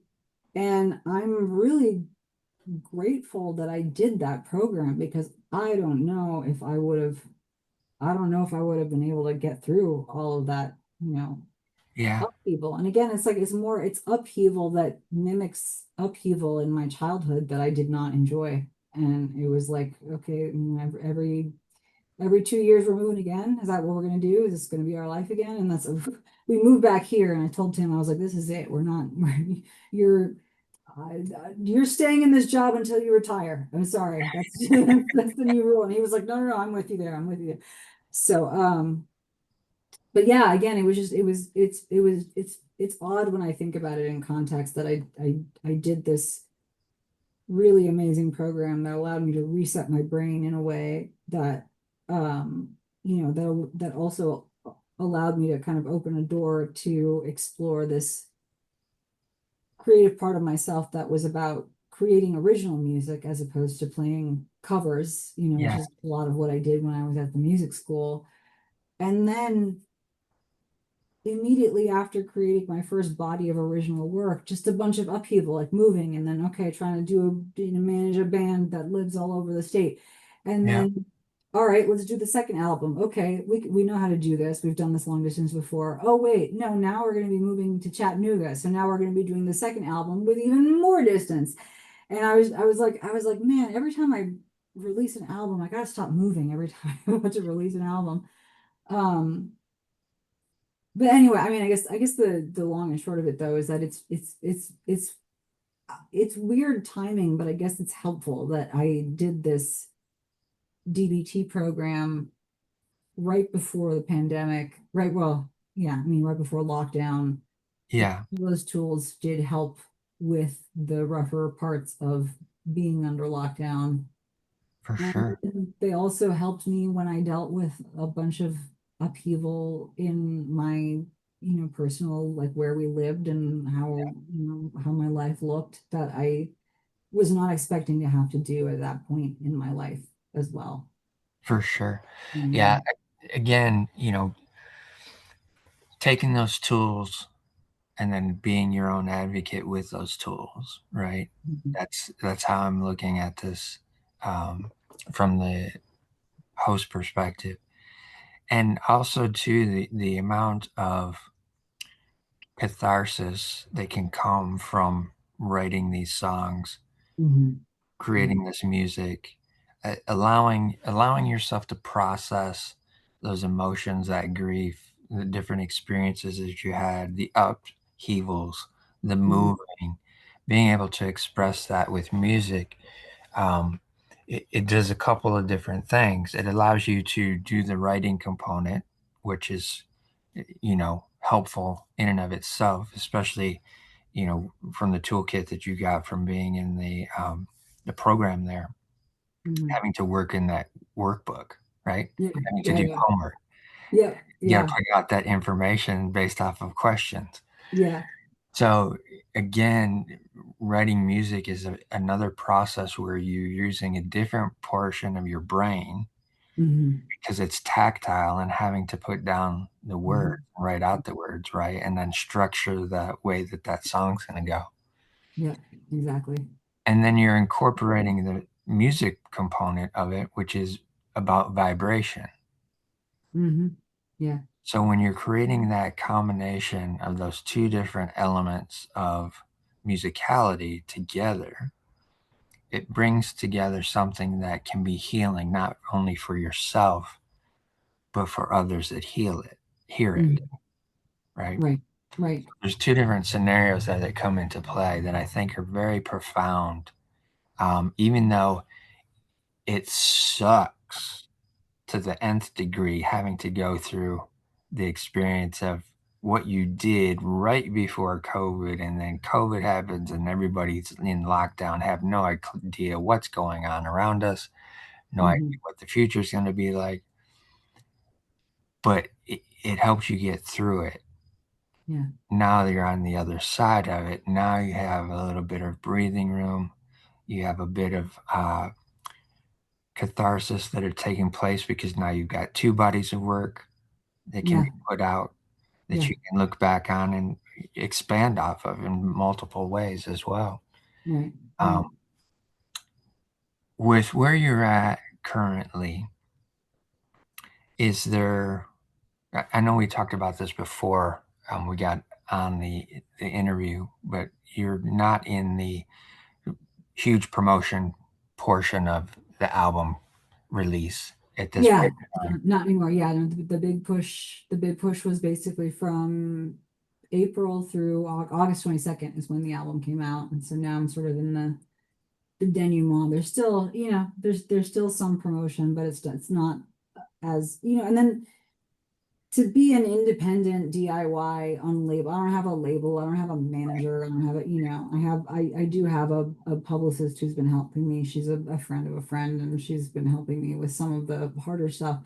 Cool. A lot of it is you got to do your own promotion, like talk about being your own advocate. It's a version Oh of it. You just got to push yourself out there. It's that hustle thing that I told you that I'm not that good at, yeah, but you have yeah, to kind of force yourself, figure out you have to start thinking, you're like, what is my brand? And then I'm like, ew, I don't want to think of myself as a brand, but like that's, especially now in a world where like, marketing music is challenging because everybody has a 5-second attention span. And right. like primarily what you're doing is you're trying to get people's attention on social media, and you've got people who are scrolling and scrolling. You want them to stop scrolling and pay attention to what you put out there. Yeah, Um, it's exhausting. So I'm not in that constantly like, okay, I got to post something every day. I got to do something every day. So that's a little bit of a relief because it's been crazy. yeah. Um, but yeah, yeah, it's finally tapered off, and now we're focusing more on like I've got the band together, and we're focusing more on getting the material up to speed so that we can go and perform it live, because that's the thing that I really love. I don't know if it's what I love the most about music. I think what I love the most about music is the community that Sure. happens. Makes sense. Yeah, And yeah, whether that's community in being in a band, or community being in a studio working with people who are also, being creative with you, and we're creating something together. It's the community part of it. But right. I miss the live performance. I have not done a live show since 2022. Okay. So it's been a while. Yeah, Bit rusty. So I'm looking forward to that and being able to do that again, because that's something that I have missed. It's just a piece that's been kind of dormant. So I can um, imagine. I can imagine. Does the live performance give you any reminiscence of being in the choir it at all? absolutely does. Yeah. Yeah. Yeah. Especially in the when I first started doing those classes at Beacon Music Factory, and we would do those shows on the venues with like you learn all the Bruce Springsteen songs or whatever, and then you get to play it at like at a bar in town where they have music. And I remember the very first one I did, it was just like I remember standing on stage and I was like, this feels so familiar. And I couldn't really put my finger on it. And I was like, why does this feel familiar? This particular, it wasn't stage fright. It was this sort of just like this sort of anticipatory, like, I'm here with a group of people who I really have come to like, and they're my friends now, and we're about to do a thing, and it'll be. And then I realized later, I was like, that's the choir experience. Okay, I'm standing on a stage with a bunch of people who I consider friends, and we're about to perform, and people will like it or they won't like it, but we're ready and we're gonna do it. And Yeah, yeah, definitely. absolutely, absolutely. It felt very similar but different, because it's like, it's one thing to experience that as a child, and it feels very like almost primal as a child, like, oh, this is, like very intense emotions, and these are my friends, and this is what's keeping me sane in a world where I'm unhappy at school and my mother is sick and all that stuff. And like to come at it, 20 plus years later, I was in my 30s, and Yeah, my life looks very, very different. So it didn't have that, it didn't feel high stakes in a way that it did when I was a child, but it did have that same sort of like the warm fuzzies, like the kind of like, okay, this is like this feels like home, yeah. you know. It I can was imagine. a return to that feeling. Yeah. Very cool. I think that's actually a beautiful place for us to be able to end today, is that feeling like Yeah. home, Yeah.